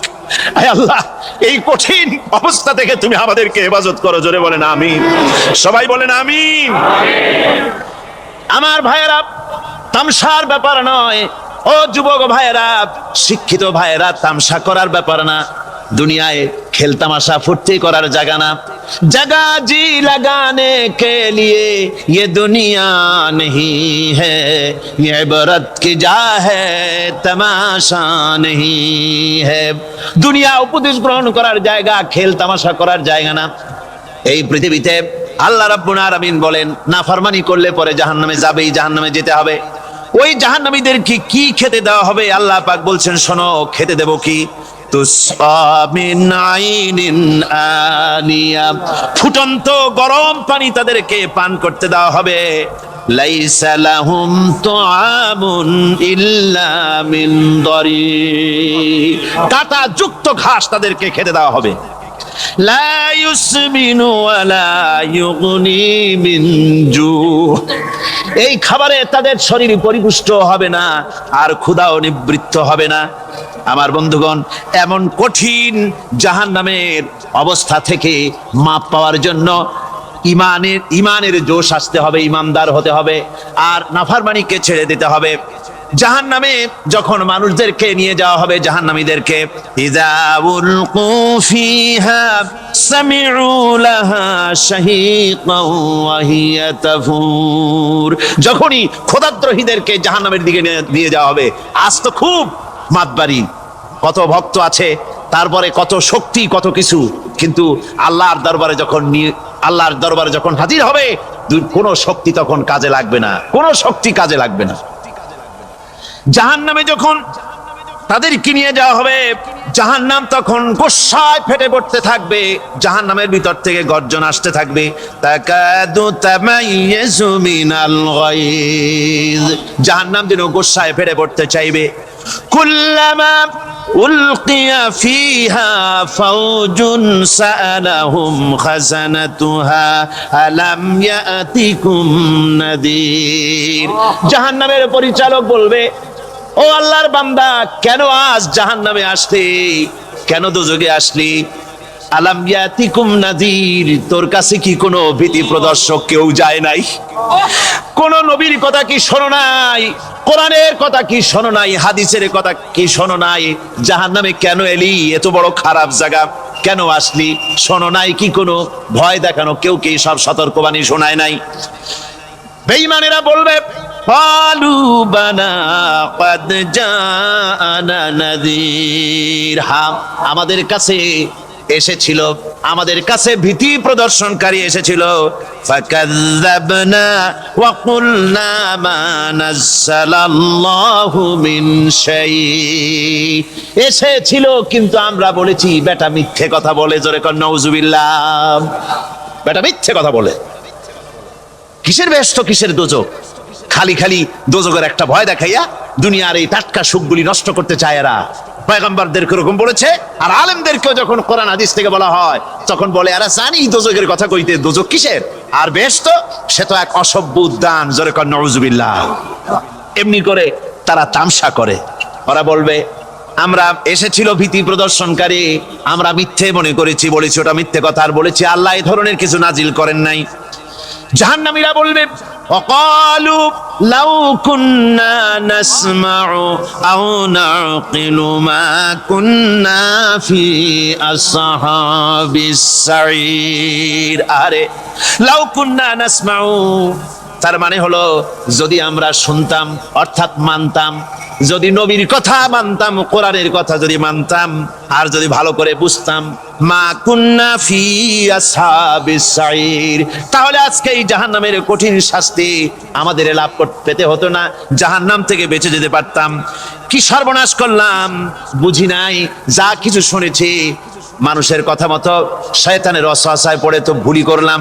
সেদিন যতই আফসোস করা হোক না কেন, এই আফসোস কোনো কাজে লাগবে না। এই পৃথিবীতে আসার পর আমাদের হায়াত তো বাড়ছে না, বরং হায়াত প্রতি মুহূর্তে কি হচ্ছে? লোকেরা বলে হায়াত বাড়ে, হায়াত তো বাড়ে না। হায়াত কি হয়? জন্মের পরের থেকে আমার জন্য রিজার্ভ আছে যতটুকু, 50 বছর বাঁচবো, 60 বছর বাঁচবো, যতটুকু হায়াত আমার জন্য নির্ধারিত করা আছে, নির্ধারণ করা আছে, প্রতিদিন একদিন একদিন করে কমে যেতেছে। এজন্য আমি বলি, আমার বাড়িতে যে ঘড়িটা আছে, এই ঘড়িটা বেলা 1টার সময় ঢং করে একটা আওয়াজ দেয়, শ্রোতাকে শুনিয়ে দেয়, বাড়িওয়ালা তোমার জীবনের মূল্যবান হায়াত থেকে 1 ঘন্টা কমায়া দিলাম। 2টার সময় 2টা ঘন্টা লাগায় শোনায় দিল, বান্দারে তোমার জীবনের মূল্যবান সময় থেকে 2টি ঘন্টা কমে গেল। এমনি করে দিন গেল, মাস গেল, বছর গেল, আমাদের হুঁশ হলো না। সময় চলে গেল তাস খেলে খেলে, সময় চলে গেল আমাদের খেলাধুলা করে, শয়তানি বদমাশি করে। সময় কতটুকু পেলাম? কিয়ামতের দিন, বিচারের দিনটা যেটা হবে, আল্লাহ রাব্বুল আলামিন বলেন বিচারের দিনটাই লম্বা হবে 50 আলফা সানা মিম্মা তাউদ্দুন। বিচারের দিনটা লম্বা হবে কত বছর? 50,000 বছর। কত বছর? দুনিয়ায় যেভাবে তুমি হিসাব করো, দুনিয়ার গণনা অনুযায়ী হাসরের বিচারের দিনটা হবে 50,000 বছরের মতো লম্বা। এক কিতাবে দেখেছি, তিনি লিখেছেন হিসাব করে, কিয়ামতের ওই দিনটার হিসাবে 50,000 বছর একটা দিন লম্বা। ওই হিসাবে পৃথিবীতে যারা 60 বছর বাঁচলো, সেজন্য আখেরাতে 2 মিনিট দুনিয়ায় বাঁচলো। চিন্তা করেছো? মাত্র 2 মিনিট। 60 বছর যারা হায়াত পেল, 2 মিনিট বাঁচলো। এই 2 মিনিটের জন্য কত হাঙ্গামা, কত মারধর, কত সন্ত্রাস, ক্ষমতার জন্য লড়াই, হ্যান করেঙ্গে ত্যান করেঙ্গে, লাঠি কে আন্দার মুগুর ভরেঙ্গে, শক্তির ঠেলায় অস্থির। আমার বন্ধুগণ, সময় চলে যাচ্ছে, স্রোতের মতো করে কারোর জন্য সময় অপেক্ষা করতেছে না। আমাদের মৃত্যু প্রতি মুহূর্তে কাছে চলে আসতেছে। এই জন্য শায়ের বলেছেন, আগাহ আপনি মৌত সে কোই বাশার নেহি, আগাহ আপনি মৌত সে কোই বাশার নেহি, সামা সো বরস কে হ্যাঁ পল কি খবর নেহি। মৃত্যু সম্পর্কে আমাদের কারো জানা নাই, যে কোনো মুহূর্তে মৃত্যু আমাদের কাছে এসে যেতে পারে। মৃত্যু সম্পর্কে কিছুই জানা নাই, অথচ প্রতি মুহূর্তে আমরা মৃত্যুর দিকে এগিয়ে চলছি। মাল সামান 100 বছর কি ধরে খাবো তাও জমা করে রেখেছি, কিন্তু এক মুহূর্তের খবর নাই। মাহফিলে এসেছি, বাড়ি যেতে পারবো নিশ্চয়তা নাই। আছে? বলেন আছে? আপনি বাড়ি যাও ভালো, বসেছেন, দাঁড়াতে পারবেন এই নিশ্চয়তা আছে? নাই। সুতরাং সুরাতে সময়ের উপরে কসম করে মূলত সময়ের অপরিসীম গুরুত্ব সম্পর্কে আল্লাহ পাক মানুষকে বুঝাই দিতেছেন। সময়ের দাম দাও। আমাদের সময় চলে যায় গান শুনতে শুনতে, আশ্চর্য মলম বিক্রি করা দেখতে দেখতে, তাস পাশা খেলতে খেলতে সময় চলে যায়, কেউ খেয়াল করে না। সময় বলতে অতীত কালও হতে পারে, আবার বর্তমানও হতে পারে। আর বর্তমান কাল কোনো কালই না, বর্তমান কাল কোনো কাল নয়। প্রতি মুহূর্তে ভবিষ্যৎ এসে বর্তমান হয়, আর প্রতি মুহূর্তে বর্তমান কি হয়? অতীত হয়ে যায়। বর্তমান কাল বলে কোনো কাল নেই, প্রতি মুহূর্তে অতীত হয়ে যাচ্ছে। এই যে আমি মাহফিলে বসছিলাম প্রথম এসে, ওইটা কি এখনো বর্তমান আছে? এই যে বর্তমান কথা বলছি, এটা অতীত হয়ে যাচ্ছে। সুতরাং বর্তমান কাল নাই। আল্লাহ পাক অল আসরের সময়ের কসম করে বলছেন। যদি আমরা চিন্তা ভাবনা করি তাহলে আমরা লক্ষ্য করব আমাদের আসল মূলধন সময়। আসল মূলধন কি? জীবনের আসল মূলধন কি? সময়। ইমাম রাজি রহমতুল্লাহ আলাইহি এই পর্যায়ে এক বুজুর্গের ব্যক্তির কথা তিনি আলোচনা করেছেন। তিনি বলেছেন যে একটা লোক, তিনি সূরা আল আসর এর ব্যাখ্যা তিনি বুঝতেছিলেন। ব্যাখ্যাটা এই মাথার মধ্যে ঘুরপাক খাচ্ছিল, এর ব্যাখ্যা কি?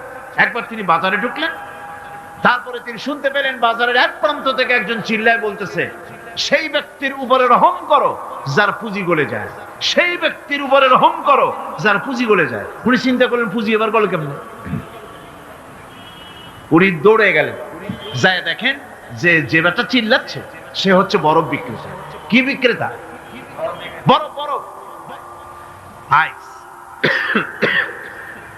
এখন এই বরফ বিক্রেতা সে চিল্লায় বলতেছে, সেই ব্যক্তির বড় রহম করো যার পুঁজি কি গলে যায়। সূর্যের তাপ বাড়ছে আর বরফ গলে যাচ্ছে। সে বুঝাতে চাচ্ছে যে আমার এই বরফটা জমাট থাকা অবস্থায় তোমরা কেউ কেনো, যেহেতু আমার পুঁজি তো এর মধ্যে আমি ইনভেস্ট করেছি। এটা যদি পানি হয়ে যায় তো পানি তো কেউ কিনবে না, এটা তো যেখানে সেখানে পাওয়া যায়। বরফ পাওয়া যায় না বলি তো আমি বরফ কিনে আনছি। তোমরা আমার প্রতি দয়া করো, তাড়াতাড়ি করে বরফটা কিনে নিয়ে যাও। ইমাম রাজি রহমতুল্লাহ আলাইহি বলেন, বুজুর্গ ব্যক্তি চিৎকার মেরে বললেন, আল্লাহু আকবার, আমি কিন্তু এই বরফ বিক্রেতার ঘোষণার মধ্য দিয়ে সূরা আল আসরের তাফসীর আমি বুঝে ফেলেছি। তার মানে হলো বরফ বিক্রেতা যেভাবে বলতেছে সেই ব্যক্তির উপরে রহম করো যার পুঁজি গলে যায়, আমারও তো একটা পুঁজি আছে, ওই পুঁজির নাম হায়াত। প্রতি মুহূর্তে আমার পুঁজি তো গলে যেতেছে, আমার পুঁজি তো গলে যায়, প্রতি মুহূর্তে কমে যেতেছে। আহারে, এই পুঁজি যে গলে গেল ধরে রাখতে পারলাম না, এই জন্য কিছুই তো করতে পারি নাই। সূরা আল আসরের ভিতরে মানুষের আয়ুষ্কাল দেওয়া হয়েছে, বরফ গলে যাওয়ার মতো দ্রুত সে আয়ু কমে যাচ্ছে। একে যদি নষ্ট করে ফেলা হয়, ভুল কাজে ব্যয় করা হয়, সেটাই হচ্ছে মানুষের মূল ক্ষতি। মানুষের মূল ক্ষতি। ব্যবসায় ক্ষতিগ্রস্ত হয়েছে, এটা মূল ক্ষতি নয়। স্বাস্থ্য হারাইছে, মূল ক্ষতি নয়। রাজনীতিতে ব্যর্থ হয়েছে, মূল ক্ষতি নয়। জীবনে মন্ত্রিত্ব হারাইছে, মূল ক্ষতি নয়। মূল ক্ষতি প্রতি মুহূর্তে সময় নষ্ট হচ্ছে, এটাই মূল ক্ষতি। ভাইরা, কিয়ামতের দিন জান্নাতীদের কোনো দুঃখ থাকবে না, সকলের দুঃখ থাকবে। জান্নাতীদের কোনো দুঃখ থাকবে নাকি? থাকবে, থাকবে। জান্নাতীদের মনের মধ্যে একটা দুঃখই থাকবে, ভালো করে শুনুন, জান্নাতীদের মনের মধ্যে একটা দুঃখই হবে, তারা মনে মনে চিন্তা করবেন, আফসোস করবেন, আহারে যদি দুনিয়ায় বসে অমুক সময় বাসে বসেছিলাম, আজে বাজে চিন্তা করেছি, বাড়ির ড্রয়িং রুমে একা একা বসে বসে আজে বাজে চিন্তা করেছি, অমুক অমুক সময় খেলাধুলায় কাটাইছি, এই সময়গুলিতে যদি সুবহানাল্লাহ, আলহামদুলিল্লাহ, লা ইলাহা ইল্লাল্লাহ, আল্লাহু আকবার এই তাসবিহ যদি পড়তাম, জিকির আজগার করতাম, জান্নাতের ভিতরে আরো নিয়ামত লাভ করতে পারতাম। সময়টা তো কাজে লাগাইলাম না। মানুষের শর্ত, মুমিনের সব কাজে সওয়াব। ওয়াকুলু লিন-নাসি হুসনা, মানুষের সঙ্গে ভালো ভালো কথা কও, মানুষের সঙ্গে হাসি মুখে কথা কও। একজনের সাথে হাসি মুখে কথা বললেন, আপনার একটা সদকা দেওয়ার মতো সমান সওয়াব আমলনামায় লেখা হয়ে গেল। ভালো ভালো কাম করো। বন্ধুগণ, সময় দ্রুত গতিতে চলে যাচ্ছে, মানুষের জীবন ক্ষতিগ্রস্ত হচ্ছে। ক্ষতি থেকে বাঁচতে পারবে 4টা গুণ যার মধ্যে আছে, বাকি সব ক্ষতিগ্রস্ত হয়ে যাবে। আমার ভাইয়েরা, এই কথাগুলি বলে আল্লাহ পাক যেন এরকম একটা দৃষ্টান্ত দিলেন। আপনি যদি পরীক্ষার হলে গিয়া দেখেন ছাত্ররা পরীক্ষা দিতেছে, পরীক্ষার জন্য নির্ধারিত সময় কতটুকুন? 3 ঘন্টা। 3 ঘন্টা। আপনি গিয়ে দেখলেন কোন একজন পরীক্ষার্থী পরীক্ষা দিতে গিয়ে আর একদিকে তাকায় আছে, আকাশের তারা গুনতেছে, অথবা সে গল্প করতেছে, অথবা পরীক্ষা বাদ দিয়ে আজে বাজে কিছু লিখতেছে। আপনি যেমন তাকে, ওই ছেলেটাকে আনমনা গাফেল ছেলেটাকে ঘড়ির দিকে তাকায় বলেন, এই ছেলে ওই ঘড়ির দিকে তাকাও, দেখো তোমার সময় কিন্তু চলে যেতেছে, মাত্র 1 ঘন্টা, আর তুমি সময় নষ্ট করতেছো। আল্লাহ যেন স্নেহ পরবশে তামাম পৃথিবীর গোলামদেরকে, বান্দাদেরকে আঙ্গুল নির্দেশনা দিয়ে বলছেন, বান্দারা প্রতি মুহূর্তে তোর জীবনের মূল্যবান সময় চলে যেতেছে, প্রতি মুহূর্তে সময় যাচ্ছে। আল ইনসান, ইনসান বলতে শুধু মুসলমান না, ইনসান বলতে কি মুসলমান শুধু না, আল ইনসান মানব মণ্ডলী, বিশ্বের সমস্ত মানুষকে আল্লাহ বলছেন, হিন্দু, খ্রিস্টান, বৌদ্ধ, নাসারা, ইহুদি, মজুসি, মুসলমান, বিশ্বের সব মানুষকে আল্লাহ বলছেন। যেহেতু আল্লাহ স্রষ্টা, মানুষের ব্যাপারে সার্বিক কল্যাণময় কথা কে বলতে পারেন? কে বলতে পারেন? সে আল্লাহ রাব্বুল আলামিন বলছেন, সময় চলে যাচ্ছে, ও পৃথিবীর মানুষেরা। এই মানুষ বলতে আল্লাহ রাব্বুল আলামিন কোন ব্যক্তি, কোন গোষ্ঠী, কোন জাতিকে বলেন নাই, বলেছেন সমগ্র মানবতাকে। এর অর্থ হচ্ছে সূরাটিতে উল্লেখ্য 4টি গুণ যদি আমল করতে পারে লোকেরা, যেই ব্যক্তি করবে, যেই সমাজ করবে, যেই রাষ্ট্র করবে, যেই গোষ্ঠী করবে, যেই জাতি করবে, তারাই ক্ষতি থেকে বেঁচে যাবে। আর যারা করবে না তারা ক্ষতিগ্রস্ত হবে। কি হবে বলুন? এখন আল্লাহ পাকের কথা শুনুন। আল্লাহ পাক বলছেন, ওয়াল আসরি ইন্নাল ইনসানা লাফি খুসর। খুসরিন, এই যে খুসর, খাসারা, এই শব্দটা হচ্ছে আবিধানিক অর্থে ক্ষতি হচ্ছে লাভের বিপরীত। লাভের বিপরীত কি? ক্ষতি। নাফা, এই নাফার বিপরীত কি? নোকসান। খাসারাটা কি? নোকসান বলা হয় পুঁজি 50,000 খাটাইছিলাম, লাভ করতে পারি নাই, পুঁজি ঠিক আছে, এটাকে বলা হয় নোকসান। এটাকে কি বলা হয়? নোকসান। কিন্তু আমি পুঁজি খাটিয়েছিলাম 50,000 টাকা, লাভ তো হয়ই নাই, পুঁজিও চলে গেছে, আমও গেছে, ছালাও গেছে, আমও নাই, ছালাও নাই। এইটারে আরবিতে কি বলা হয়? খাসার। দেউলিয়া। দেউলিয়া হয়ে গেছে। দেউলিয়াটা বোঝেন ভালো আপনারা, দেউলিয়া হয়ে গেছে। কোরআন লাভ বা সাফল্যের ধারণা যেমন নিছক পার্থিব নয়, সমৃদ্ধির কথা শুধু পার্থিব নয়, জন্ম থেকে শুরু করে মৃত্যু পর্যন্ত। কোরআনের লাভের কথা যখন বলা হয় তখন জন্ম থেকে মৃত্যু পর্যন্ত, আখিরাত পর্যন্ত, কিয়ামত পর্যন্ত। ক্ষতিটাও জন্ম থেকে শুরু করে মৃত্যু পর্যন্ত, কিয়ামত পর্যন্ত ক্ষতিটাও। এই ক্ষতি থেকে বাঁচবার জন্য কোরআনে কারিমে বিভিন্ন জায়গায় এই খাসারা শব্দ ব্যবহার করা হয়েছে। আল্লাহ রাব্বুল আলামিন বলছেন, ওয়ামান খাফ خفت موازينه فأولئك الذين خسروا أنفسهم بما كانوا بآياتنا يظلمون। যাদের পাল্লা ভারী হবে কিয়ামতে তারাই হবে সফল কাম, আর যাদের পাল্লা হালকা হবে নেকির পাল্লা যাদের হালকা হবে তারা হবে ক্ষতিগ্রস্ত, তারা নিজেরাই ক্ষতি সাধনকারী হবে কিয়ামতের দিন।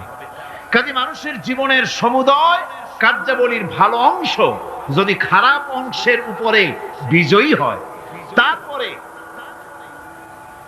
খারাপ অংশ পাওনাদারদের দিয়ে টিয়া, এরপরে যদি নেকি কিছু বাকি থাকে তাহলে বোঝা গেল লোকটা কিয়ামতে নাজাত পাবে। আর যদি ভালো কাজের উপরে খারাপ কাজ বিজয়ী হয়ে যায় আর সমস্ত পাওনাদারদেরকে পাওনা মিটাইয়া তারপরও পাপ পাখি থেকে যায়, এক চাইতে খাসারা পৃথিবীতে আকাশে জমিনে কিছু আর হবে না। এর থেকে বাঁচার জন্য আল্লাহ পাক, এই খাসারা থেকে বাঁচার জন্যই মানুষকে এই কথা বলছে। এই কথাটি কোরআনে কারীমের অন্য একটি আয়াতে আরো সুন্দর করে বলা হয়েছে, যারা নাকি এই দুনিয়ার বুকে যারা নিজেদের পুঁজি খাটাইছে, জীবনের পুঁজি সুদ কামাইতে খাটালো, জীবনের পুঁজি খাটালো হারাম কামাইয়ের ভিতরে, অন্যায় কাজের ভিতরে, যারা জীবনের পুঁজিকে আল্লাহর দ্বীনের কাজে লাগাতে পারে নাই, তাদের সম্পর্কে বলা হচ্ছে হাসিরাত দুনিয়া ওয়াল আখিরাতা যালিকা হুয়াল খুসরানুল মুবিন। হাসিরাত দুনিয়া ওয়াল আখিরাত, দুনিয়াও ক্ষতিগ্রস্ত, আখিরাতেও ক্ষতিগ্রস্ত। এটা হচ্ছে তার জন্য সুস্পষ্ট ক্ষতি, এর থেকে বড় ক্ষতি আর কিছুই হতে পারে না। আল্লাহ পাক কোরআনে কারীমে অন্যত্র বলেছেন, وَنُنَزِّلُ مِنَ الْقُرْآنِ مَا هُوَ شِفَاءٌ وَرَحْمَةٌ لِلْمُؤْمِنِينَ وَلَا يَزِيدُ الظَّالِمِينَ إِلَّا خَسَارًا। আমি এই কোরআন অবতরণের পরিক্রমায় এমন সব বিষয় অবতীর্ণ করেছি যা মুমিনদের জন্য নিরাময় এবং তাদের জন্য রহমত, আর জালিমদের জন্য ক্ষতি ছাড়া আর কিছুই বৃদ্ধি পায় না। জালিমদের জন্য ক্ষতি বৃদ্ধি পায়, আর যারা মুমিন তাদের জন্য এর মধ্যে নিরাময় আছে, এর মধ্যে রহমত আছে। অর্থাৎ যারা এই কোরআনকে যারা নিজেদের আইনের কিতাব হিসাবে গ্রহণ করেছে, কোরআনকে তাবিজের কিতাব হিসাবে নয়, ধর্মীয় কিতাব হিসাবে নয়, কোরআন সংবিধান। কোরআন কি? কোরআনকে যারা সংবিধান হিসাবে মেনে নিয়েছে, কোরআনকে যারা সংবিধান হিসাবে গ্রহণ করলো, ব্যক্তি, পরিবার, সমাজ, রাষ্ট্রে, তাদের যাবতীয় মানসিক, বুদ্ধিবৃত্তিক, নৈতিক, তামাদ্দুনিক রোগের নিরাময় হবে, এর দ্বারা শান্তি হবে। কিন্তু যেসব জালিম এই কোরআনকে প্রত্যাখ্যান করেছি, কোরআনকে যারা মৌলবাদীদের কিতাব বলে, কোরআনের কথা বললে মৌলবাদ বলে গাল দেয়, তারা তাদের কপালকে পোড়াইয়া ছাই বানাইয়া দিছে, তাদের কপাল ভস্মীভূত করে দিয়েছে। আমার দেশে, এই দেশটা কি মুসলমান বেশি না অন্য জাতি বেশি? কোন? জোরে কোন? মুসলমান সবচেয়ে। খুব লক্ষ্য করে শোনেন, এই দেশে সবচেয়ে মুসলমান বেশি, ইন্দোনেশিয়ার পরে। পৃথিবীর দ্বিতীয় বৃহত্তম মুসলিম দেশ হলো কোনটা? বাংলাদেশ। এই দেশে ইসলামরে যত গালি দেওয়া হয়েছে, কোরআনকে যত গালি দেওয়া হয়েছে, আলেমদেরকে যত গালি দেওয়া হয়েছে, রাসূলুল্লাহকে যত গালি দেওয়া হয়েছে, ইসলামী আদর্শকে যত গালি দেওয়া হয়েছে, পৃথিবীতে কোন দেশে এইভাবে ইসলামকে গালি দেওয়া কোথাও হয় না। এমনকি আমেরিকার মতো দেশে, ইংল্যান্ডের মতো দেশেও কোরআনের বিরুদ্ধে এত কথা কেউ বলতে সাহস পাবে না, ইসলামের বিরুদ্ধে কথা বলতে সাহস পাবে না, যেহেতু মুসলমানেরা সেখানে পাল্টা আক্রমণ করবে। আজ আমার দেশে মুসলমানের ঘরের সন্তান হইয়া ইসলামের বিরুদ্ধে তারা বক্তব্য রাখে। মৌলবাদ জিকির উঠে গেছে। আমেরিকার প্রেসিডেন্টরা যখন শপথ নেন, প্রেসিডেন্ট হিসেবে ওথ নেন, বাইবেলের উপরে হাত রাখেন আর বলেন, এই মহাগ্রন্থকে স্পর্শ করে শপথ নিচ্ছি, আমি আমার চিন্তা চেতনা, আমার মেধা, আমার প্রজ্ঞা, সবটা আমার জাতি, আমার দেশকে উন্নয়নের জন্য, এর সমৃদ্ধির জন্য, এর সংরক্ষণের জন্য আমি আমার জীবনকে উৎসর্গ করব। বাইবেলের উপরে স্পর্শ করে এই শপথ তারা নেন। আমার দেশের প্রেসিডেন্ট, প্রধানমন্ত্রী শপথ নেওয়ার সময় কোরআন শরীফের উপরে হাত রাখে যদি, তাহলে বলা হবে বেচারা মৌলবাদী হয়ে গেছে। এটা করা যাবে না। আর যদি কেউ করে সামান্য কিছু, কোরআন না, যদি তসবিহ নিয়েও আসে, তাহলে বুঝতে হবে জাতির সাথে একটা প্রতারণা ছাড়া আর কিছুই না। কাজেই ধর্মের প্রতি আকর্ষণ একটা ভিন্ন জিনিস। সেই জিনিসকে ছেড়ে যারা দেয় তারাই ক্ষতিগ্রস্ত হয়, আর যারা ধরে রাখে তারা দুনিয়ায় ক্ষতিগ্রস্ত হয় না। আল্লাহ পাক এখানে রাসূল করিম সাল্লাল্লাহু আলাইহি ওয়াসাল্লামের একটি হাদিস প্রণিধানযোগ্য কোরআনের ব্যাপারে। হুজুর বলেছেন, আল কোরআন হুজ্জাতুন লাকা ওয়া আলাইকা। এই কোরআন হয় তোমার পক্ষের সাক্ষী, না হয় এই কোরআন তোমার বিপক্ষের সাক্ষী। কিয়ামতে এই কোরআন হয় তোমার পক্ষে কাজ করবে, নতুবা এই কোরআন তোমার বিপক্ষে কাজ করবে। দুই অবস্থা থেকে খালি হবে না। হয় কোরআন তোমার পক্ষে সাক্ষী দেবে, না হয়। আমরা কি চাই? কিয়ামতে কি চাই? বলেন কি চাই?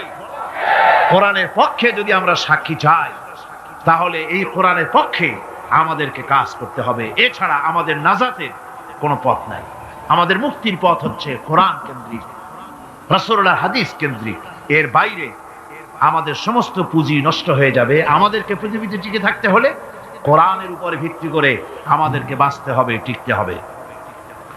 কোরআনে কারিমে আল্লাহ রাব্বুল আলামিন অন্যত্র বলেছেন, কুল ইন্নাল খাসিরিনাল্লাযীনা খাসিরু আনফুসাহুম ওয়া আহলিহিম ইয়াওমাল কিয়ামাহ আলা যালিকা হুয়াল খুসরানুল মুবিন।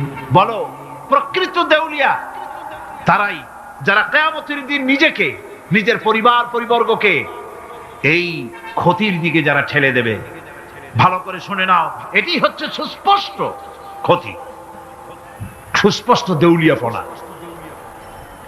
এই ক্ষতি থেকে বাঁচার জন্য আল্লাহ রাব্বুল আলামিন কোরআনে কারীমের মধ্যে বলেছেন, ওয়াল আসরি ইন্নাল ইনসানা লাফি খুসর। পড়েন সবাই, ওয়াল আসরি ইন্নাল ইনসানা লাফি খুসর। মানুষের, সমগ্র মানুষের জীবন ক্ষতিগ্রস্ত। কে বলতেছেন? গা শিউরে ওঠার কথা না? গা শিউরে ওঠে। আল্লাহ বলতেছেন ক্ষতিগ্রস্ত। আপনি যতই মনে করেন আপনার মিল আছে, কল আছে, কারখানা আছে, মন্ত্রী, টাকা পয়সা আছে, প্রেসিডেন্ট হয়েছেন, প্রধানমন্ত্রী হয়েছেন, আপনার জীবন সফল হয়েছে, আল্লাহ বলেন না, জীবন ব্যর্থ, জীবন বিফল, জীবন ক্ষতিগ্রস্ত। তাম পৃথিবীর সমস্ত মানুষ ক্ষতিগ্রস্ত, ব্যর্থ। 4টা কাজ করলে সফল হবে। কয়টা কাজ? জোরে বলেন, কয়টা কাজ?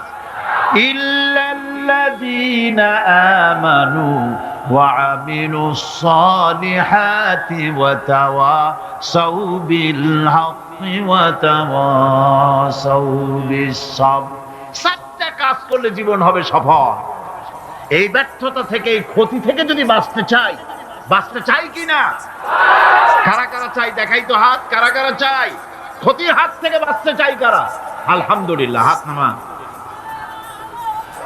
ক্ষতির হাত থেকে যারা বাঁচতে চান, আল্লাহ রাব্বুল আলামিন তাদের জন্য ফর্মুলা পেশ করেছেন, ইল্লাল্লাযীনা আমানু ওয়া আমিলুস সালিহাতি ওয়া তাওয়াসাউ বিল হাক্কি ওয়া তাওয়াসাউ বিস সাবর। আল্লাহ পাক বলেন 4টি কাজ করলে জীবন সফল হয়ে যাবে। কয়টা কাজ? 4টা কাজ করলে জীবনটা সফল হয়ে যাবে। 1 নম্বরে ঈমান। 1 নম্বরে কি? ঈমান। এটাই হচ্ছে ফাউন্ডেশন। ক্ষতি থেকে বাঁচার জন্য প্রথম যে গুণটি, সেটির নাম হচ্ছে ঈমান। ইসলামে ঈমানের স্থান সর্বপ্রথম, তারপরই হচ্ছে ইসলাম। ঈমান আগে, তারপরে কি? ইসলাম। ইসলাম হচ্ছে বীজ, ঈমান হচ্ছে বীজ, আর ইসলাম হচ্ছে চারা, গাছ। এটা হচ্ছে ভিত্তি। এই ভিত্তিকে সর্বপ্রথম মজবুত করতে হবে ইমানের ভিত্তি। ইমানের ভিত্তি দুনিয়ায় ইমানের আহ্বান জানাবার জন্যই আল্লাহ রাব্বুল আলামিন সমস্ত নবী এবং রাসূলদেরকে পৃথিবীতে পাঠিয়েছেন ইমানের আহ্বানের জন্য। দুনিয়ার সমস্ত নবীদের দাওয়াত ছিল ইমানের দাওয়াত। কিসের দাওয়াত? এই ইমানের দাবিটা আসছে, এই দাওয়াতটা এসেছে আল্লাহর কাছ থেকে। কার কাছ থেকে? দেখুন, পৃথিবীর ভিতরে কোন নবীদের কথার সাথে আরেকজন নবীর কথার কোনো বৈপরীত্য হয় নাই। সমস্ত নবীদের কথা একরকম ছিল। কয় রকম? একজন নবীর সঙ্গে তার বক্তব্যের সাথে আরেকজন নবীর বক্তব্যের কোনো গুণগত মৌলিক কোনো পার্থক্য ঘটে নাই, অসঙ্গতি হয় নাই। কারণ নবীরা আম্বিয়া আলাইহিমুস সালাম নিজেরা বানিয়ে কথা রচনা করে তারা মানুষের সামনে পেশ করে নাই। সমস্ত নবীদের কাছে যত দাওয়াত এসেছে একটা অফিস থেকে এসেছে। সে অফিসটা হচ্ছে কার? আল্লাহ রাব্বুল আলামিনের। তাই দুনিয়ার সমস্ত পয়গম্বরদের দাওয়াত ছিল না ইলাহা ইল্লাল্লাহ, লা ইলাহা ইল্লাল্লাহ, লা ইলাহা, লা ইলাহা ইল্লাল্লাহ মুহাম্মাদুর রাসূলুল্লাহ। এটাই ছিল সমস্ত নবীদের দাওয়াত। কোরআনে কারীম তার ধারক এবং বাহক সম্পর্কে বলে যে তিনি যে দাওয়াত দিয়েছেন সে দাওয়াতটা হলো ঈমানের দাওয়াত। আমাদের নবী তিনি এসে যে দাওয়াত দিয়েছেন সে দাওয়াতটা কিসের? কোরআনে কারীম বলছি, রব্বানা ইন্নানা সামি'না মুনাদিয়ান ইউনাদি লিল ঈমান।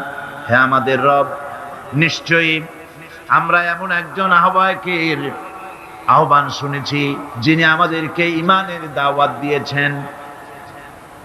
এমন কোন পয়গম্বর নাই দুনিয়ায় যিনি ঈমানের দাওয়াত দেন নাই। সকলেই ঈমানের দাওয়াত মানুষের সামনে, বিশ্ববাসীর সামনে পেশ করেছেন।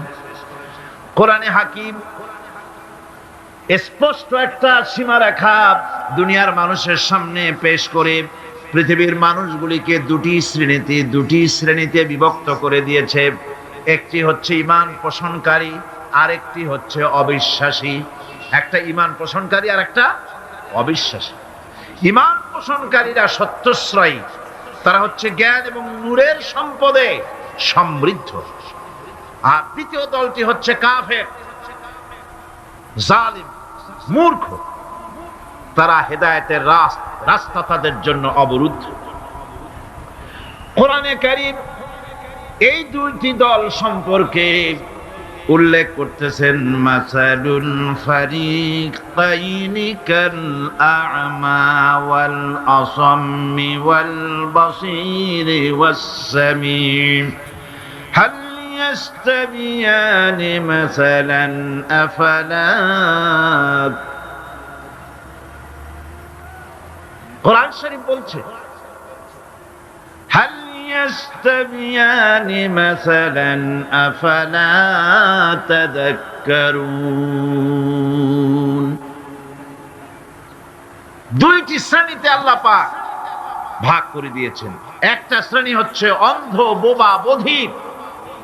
আরেকটি যারা শুনতে পায়, চোখে দেখতে পায়। এ দুটি কখনো এক নয়, সমান নয়। এ দুটির রাস্তা আলাদা। কাফেরের রাস্তা আর ইমানদারদের রাস্তা সম্পূর্ণ ভিন্ন। আল্লাহ রাব্বুল আলামিন ঈমান এবং কুফরের পার্থক্য বলে দেওয়ার জন্য গোটা মানব জাতির মধ্যে স্পষ্ট করে বলেছেন, লা ইকরাহা ফিদ-দীন ক্বাদ তাবায়্যানার রুশদু মিনাল গায়ব। দ্বীনের ব্যাপারে জোর জবরদস্তি নেই। এখানে হেদায়েতের পথ এবং গোমরাহি, হেদায়েতকে গোমরাহির পথ থেকে সম্পূর্ণ আলাদা করে দেওয়া হয়েছে। লা ইকরাহা ফিদ-দীন, দিনের ব্যাপারে কোনো জোর জবরদস্তি নেই। যারা ধর্মনিরপেক্ষবাদী তারা এই আয়াতটাকে নিজেদের মতবাদকে প্রতিষ্ঠার লক্ষ্যে অনেক সময় কাজে লাগায়। দুটি আয়াতকে তারা বেশি ব্যবহার করে, একটা হচ্ছে লাকুম দীনুকুম ওয়ালিয়া দীন, আর একটা হচ্ছে লা ইকরাহা ফিদ্দিন। এই দুইটি আয়াতকে ধর্মনিরপেক্ষবাদীরা ব্যবহার করে। এই দুটির কোনটি তাদের আদর্শকে বোঝাবার লক্ষ্যে ব্যবহারের কোনো সুযোগ নাই। লা ইকরাহা ফিদ্দিন, ধর্মের ব্যাপারে কোনো বাড়াবাড়ি নাই, জোর জবরদস্তি নাই। এ কথা বলা হয়েছে এই কারণে যে কোন বিধর্মীকে, অমুসলিমকে ভয় দেখিয়ে, লোভ দেখিয়ে অথবা কোন ক্রমে কোন প্রকার চাপ সৃষ্টি করে তাকে মুসলমান বানানো যাবে না। এমনকি সূরা তওবার মধ্যে এসেছে, যুদ্ধ চলাকালীন সময়, জিহাদ চলাকালীন সময় কোন অমুসলিম যদি ইসলাম জানার জন্য তোমাদের তাঁবুতে আসে, তাহলে তুমি তাকে ইসলাম বুঝাও। ইসলাম শোনার পরে যদি মেনে নেয় ভালো কথা, আর যদি না মানে তাকে তার তাঁবু পর্যন্ত ফিরে যেতে চাও, ফিরে যেতে দাও। মাঝপথে তাকে আক্রমণ করা যাবে না। ধর্মের ব্যাপারে কোনো বাড়াবাড়ি নাই, লা ইকরাহা ফিদ্দিন। এর দ্বারা ধর্মনিরপেক্ষতার কোনো কথা বোঝানো হয়নি। আর লাকুম দীনুকুম ওয়ালিয়া দীন, এটা ছিল কাফেরদের সেই বক্তব্যের প্রেক্ষিতে যেখানে কাফেররা বলেছিল মুহাম্মদ সাল্লাল্লাহু আলাইহি ওয়াসাল্লাম, আসুন আমরা এক কাজ করি, সেটা হলো ধর্ম নিয়ে আমাদের মধ্যে যে বাকবিতণ্ডা হচ্ছে, আমরা ধর্মকে 50-50 ভাগ করে দিই। কিছুদিন আমরা গিয়া আপনার আল্লাহরে সেজদা দেই, আর কিছুদিন আপনারা আমাদের মূর্তিগুলিকে প্রণাম করুন। এই প্রস্তাব যখন রাখল, আল্লাহ রাব্বুল আলামিন সূরা কাফিরুন অবতীর্ণ করে দিলেন, কুল ইয়া আইয়ুহাল কাফিরুন লা আ'বুদু মা তা'বুদুন। হে কাফেরেরা, হে অবিশ্বাসীরা, নবী আপনি বলুন, হে অবিশ্বাসীরা, তোমরা যার ইবাদত করো আমরা তার ইবাদত করি না, আবার আমরা যার ইবাদত করি তোমরাও তার ইবাদত করো না। সুতরাং লাকুম দীনুকুম ওয়ালিয়া দীন, সুতরাং তোমাদের দিন তোমাদের জন্য, আমাদের দিন আমাদের জন্য। এখানে নিরপেক্ষতার কথা বলা হয় না, এখানে পক্ষের কথা বলা হয়েছে। কিসের পক্ষ? ধর্মের পক্ষ। কিসের পক্ষ? হিন্দু, খ্রিস্টান, বৌদ্ধ, তোমরা তোমাদের ধর্মের পক্ষে থাকো। মুসলমান, তোমরা তোমাদের ধর্মের পক্ষে থাকো। ধর্মের ব্যাপারে নিরপেক্ষ হওয়ার কোনো সুযোগ নাই। আছে নাকি সুযোগ? আমি পার্লামেন্টে বলেছি এই কথা, যে একটা ধর্মের উপরে বিশ্বাস করে নিজেকে একটা ধর্মের পক্ষের ব্যক্তি হিসাবে ঘোষণা করে কেউ বলছে, দাবি করছে আমি হিন্দু, কেউ বলছে আমি বৌদ্ধ, কেউ বলছে আমি খ্রিস্টান, কেউ বলছে আমি মুসলমান। নিজেকে একটা ধর্মের বিশ্বাসী ঘোষণা করার পর আমি ধর্মনিরপেক্ষ, এই কথাটা মিথ্যা, বানোয়াট, জালিয়াতি, প্রতারণা, মুনাফিক। কোন ধর্মের অনুসারী ব্যক্তি ধর্মনিরপেক্ষ হতে পারে না। কেবলমাত্র নাস্তিক, যারা আল্লাহরে মানে না, আল্লাহকে স্বীকার করে না, ওরা বলতে পারে আমরা ধর্মনিরপেক্ষ, ধর্মের ব্যাপারে আমরা নিরপেক্ষ গুলো মানি না, বিশ্বাস করি না। কিন্তু যারা ধর্মে মানে, সেদের যে ধর্মেরই হোক না কেন, সে ব্যক্তি ধর্মনিরপেক্ষ যদি দাবি করে, এটা মিথ্যে কথা, এটা মুনাফিকি ছাড়া আর কিছু হতে পারে না। মুসলমানকে, যে কোনো জাতিকে যে ধর্মে আছে ধর্মের পক্ষে থাকার কথাই বলা হয়েছে। এখন আমি বলতেছিলাম ইমানের কথা। ইমান আগে আনতে হবে। ইমান সম্পর্কে আল্লাহ রাব্বুল আলামিন বলতেছেন, ইমান হলো আগে, তারপরে ইসলাম। আবার ইমান আনার আগে আবার কুফরি একটা শব্দ আছে, সেটা হলো فمن يكفر بالطاغوت ويؤمن بالله فقد استمسك بالعروة الوثقى لا انفصام لها والله سميع عليم ফামান ইয়াকফুর বিত্তাগুত, যে ব্যক্তি তাগুতকে অস্বীকার করেছে, সর্বপ্রথম তাগুতকে অস্বীকার করতে হবে।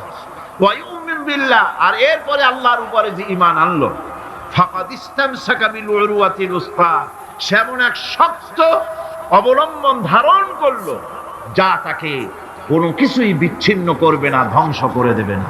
সুবহানাল্লাহ। এখন সত্যিকারের ইমানদারের পরিচয়টা কি?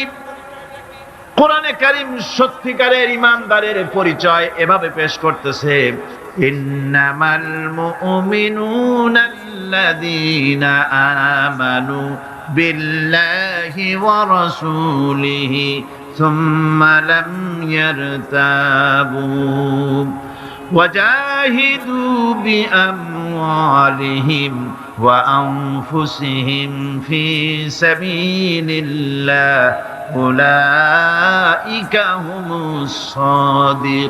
الصادقون।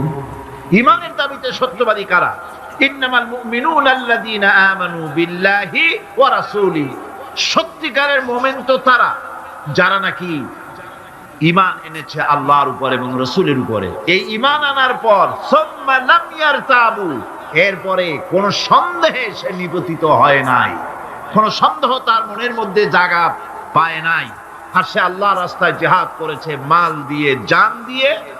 উলাইকা হুমুস সাদিকুন, এরাই হলো ঈমানের দাবিতে সত্যবাদী।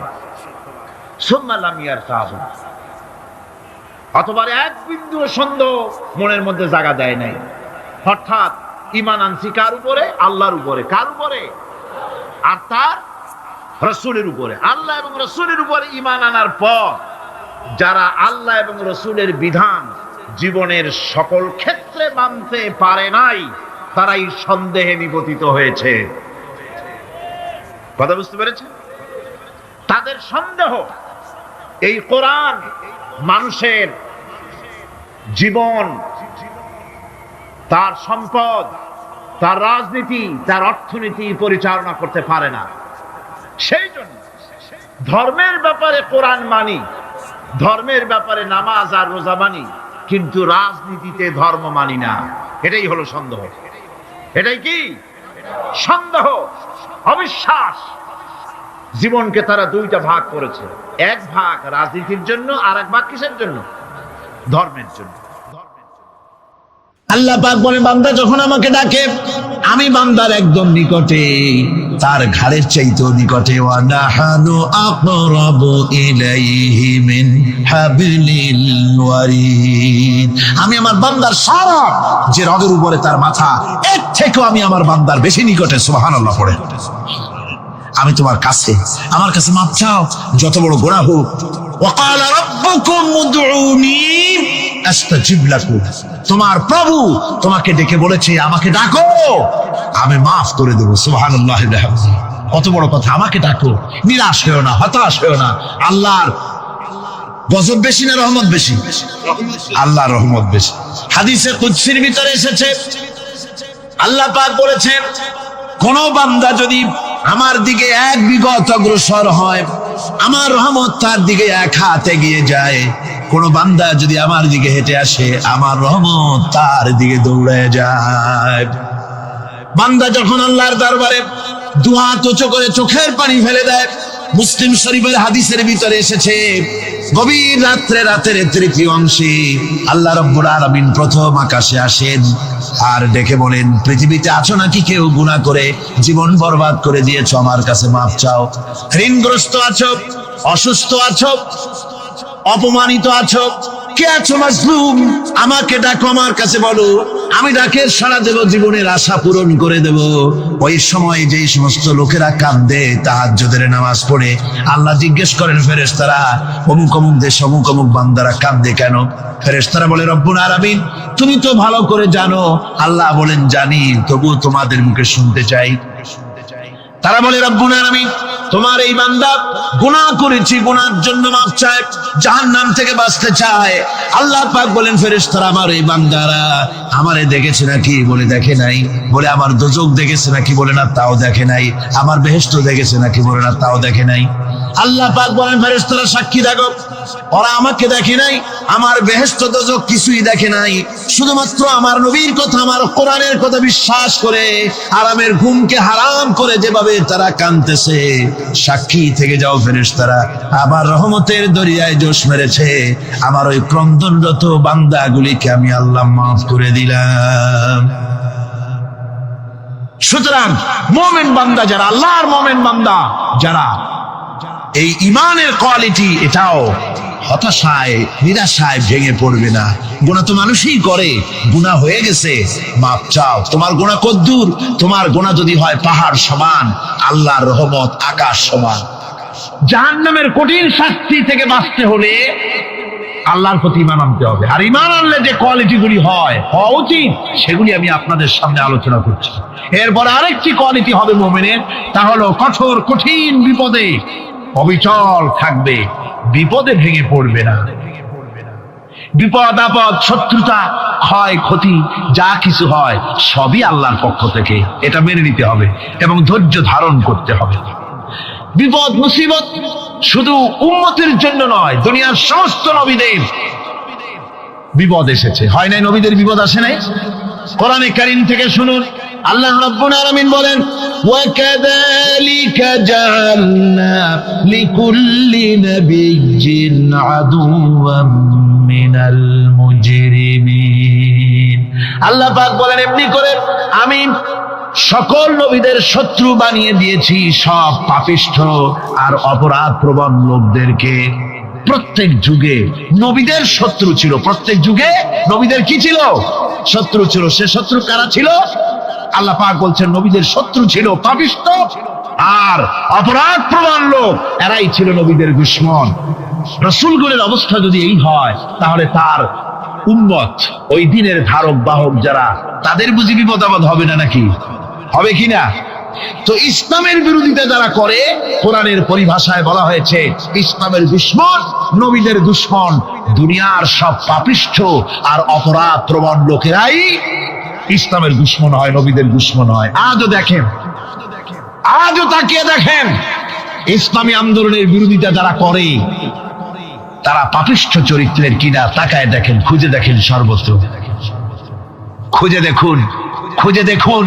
যারা ইসলামী আন্দোলনের বিরোধিতা করে, যারা ইসলামকে মিটিয়ে দেওয়ার চেষ্টা করতেছে, যারা ইসলামকে মৌলবাদ বলে, ইসলামকে সাম্প্রদায়িক বলে, কোরআনে কারীমের কথা কত স্পষ্ট যে নবীদের দুশমন হয়, ইসলামের দুশমন হয় মুজরিম লোকেরা, অপরাধ প্রবণ আর পাপিষ্ঠ লোকেরা। আজও আমরা দেখতে পাই এই শ্রেণীর লোকেরা পাপিষ্ঠ এবং সবচাইতে সমাজের নিকৃষ্ট ধরনের চরিত্রহীন লোক। নামাজ নাই।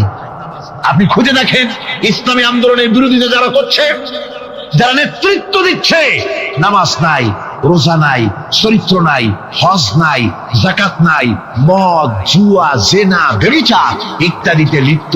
চেহারা দেখলে ছেলেপেলেরা 2 গ্লাস পানি খায়, ভর ওঠে। কথা ঠিক কিনা কয়? এই হলো অবস্থা।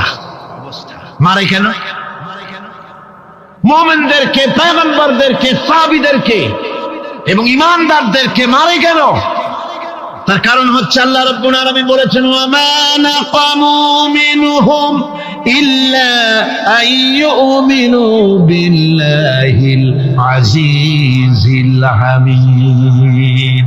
কাফিররা ঈমানদার লোকদেরকে অন্য কোন অপরাধী নির্যাতন চালায় না, নির্যাতন চালায় শুধু এই কারণে যেহেতু মুমিন লোকেরা পরাক্রমশালী, আল্লাহ রাব্বুল আলামিনের দ্বীনকে কায়েম করতে চায়, তার উপরে ঈমান এনেছে, এই কারণেই তারা মারে। ঠিক কিনা কর? যুগে যুগে নবীদের উপরে, সাহাবীদের উপরে যে অত্যাচার হয়েছে, সেই অত্যাচার এই কারণেই হয়েছে, অন্য কোনো কারণে নয়। এই কঠিন বিপদে অবিচলতা এবং ধৈর্যের দৃষ্টান্ত নবীগণ পেশ করেছেন পৃথিবীর বুকে। আমরা দেখেছি ইব্রাহিম আলাইহিস সালামকে আগুনে ফালানো হয়েছে, আছে না কোরআন শরীফে? আমি কিন্তু গল্প করতেছি না, সব কোরআনের কথা। কিসের কথা? ইব্রাহিম আলাইহিস সালামকে আগুনে ফালানো হচ্ছে। অপরাধ কি? অপরাধ হচ্ছে হযরত ইব্রাহিম আলাইহিস সালাম দাওয়াত দিয়েছেন লা ইলাহা ইল্লাল্লাহ। জোরে পড়েন লা ইলাহা ইল্লাল্লাহ, লা ইলাহা লা ইলাহা ইল্লাল্লাহ মুহাম্মাদুর রাসূলুল্লাহ। হযরত ইব্রাহিম আলাইহিস সালাম দ্বীনের দাওয়াত দিয়েছেন, এক আল্লাহর দাওয়াত দিয়েছেন, ঈমানের দাওয়াত দিয়েছেন। আর কোন অপরাধ ছিল না। নমরুদ সহ্য করতে পারল না। কোরআনে কারীমের মধ্যে সব কথাগুলি আল্লাহ পাক এই জন্য বিধৃত করেছেন, এই জন্য কোরআনে কারীমের মধ্যে সব কথা উঠায় দিয়েছেন, যাতে করে মুমিনেরা বিপদ আসলে পরে যেন ঘাবড়ে না যায়। ইব্রাহিম আলাইহিস সালামকে আগুনে ফালানো হচ্ছে। ফেরেশতা বলছে, ইব্রাহিম তোমারে আগুনে ফালায় দাও, হতেছে আমার কাছে সাহায্য চাও, আমার কাছে ক্ষমতা আছে, আগুনগুলো উঠায় নমরুদের বংশ জ্বালায় দেব। হযরত ইব্রাহিম ফেরেশতার কাছে সাহায্য চাইছিলেন নাকি? তিনি বললেন, ফেরেশতা তোমার কাছে সাহায্য কেন চাইব? আমি তো এমন কোন অন্ধ আল্লাহর ইবাদত করি না যেই অন্ধ স্রষ্টা তার গোলামের দুঃখ দুর্দশা না দেখেন। আমি তোমার কাছে সাহায্য চাইব না। হযরত ইব্রাহিম আলাইহিস সালাম পাশ করলেন। কি বলেন, পাশ করছেন না? ঈমানের পরীক্ষায় পাশ। আগুনের মধ্যে হযরত ইব্রাহিমকে যখন ফেলানো হচ্ছে, রব্বুল আলামিন আগুনের প্রতি নোটিশ করে দিলেন, ইয়া নারু কুনি বারদাও ওয়া সালামান আলা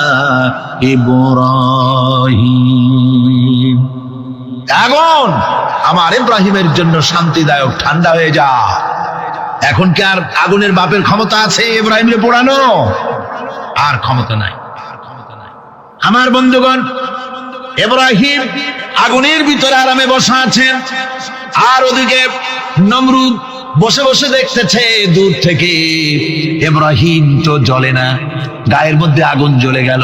ডাক দিয়ে কয়, আগুন তোর হলো কি? কেন জ্বালাইতে পারিস না আমার দুশমন রে? হলোটা কি তোর? তোর কি জ্বালানো শক্তি বন্ধ হয়ে গেল নাকি? আগুনের ভিতর থেকে জবাব এলো, নমরুদ রে, আমার ভিতরে জ্বালানো শক্তি আছে কি নাই যদি প্রমাণ করতে চাও, টেস্ট করতে চাও, তুই নিজে আয়, তোরে শুদ্ধ তামাম দুনিয়া জ্বালাই দিতে পারি, ইব্রাহিমের এক গাছা পশমও জ্বালাই দিতে পারি না। তার কারণ হচ্ছে আমি হচ্ছি মাখলুক, আল্লাহ হচ্ছেন খালিক। আল্লাহ আমাকে বলেছেন না জ্বালাতে, তুমি 1000 বার বললেও আমি ইব্রাহিমকে জ্বালাইতে পারবো না।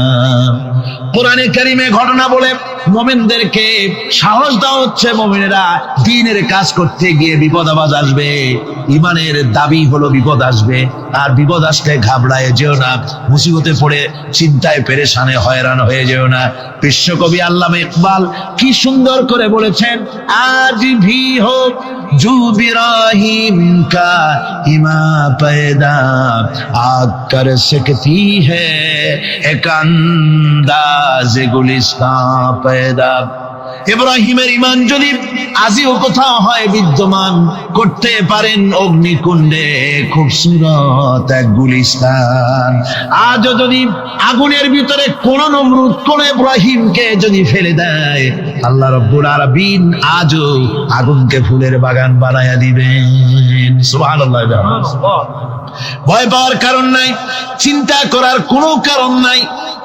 আমার বন্ধুগণ, হযরতে হুদ আলাইহিস সালামকে যখন সমাজের লোকেরা, রাষ্ট্রের লোকেরা ঘিরে ফেলে দিল, সমাজ শক্তি, রাষ্ট্র শক্তি যখন তাকে ঘিরে ফেলে দিল, ষড়যন্ত্রের পাহাড় তুলে দিল, তারে মেরে ফেলে দিবে, হযরত হুদ দেশ থেকে তা পালায় গেলেন না, ভয় পেলেন না।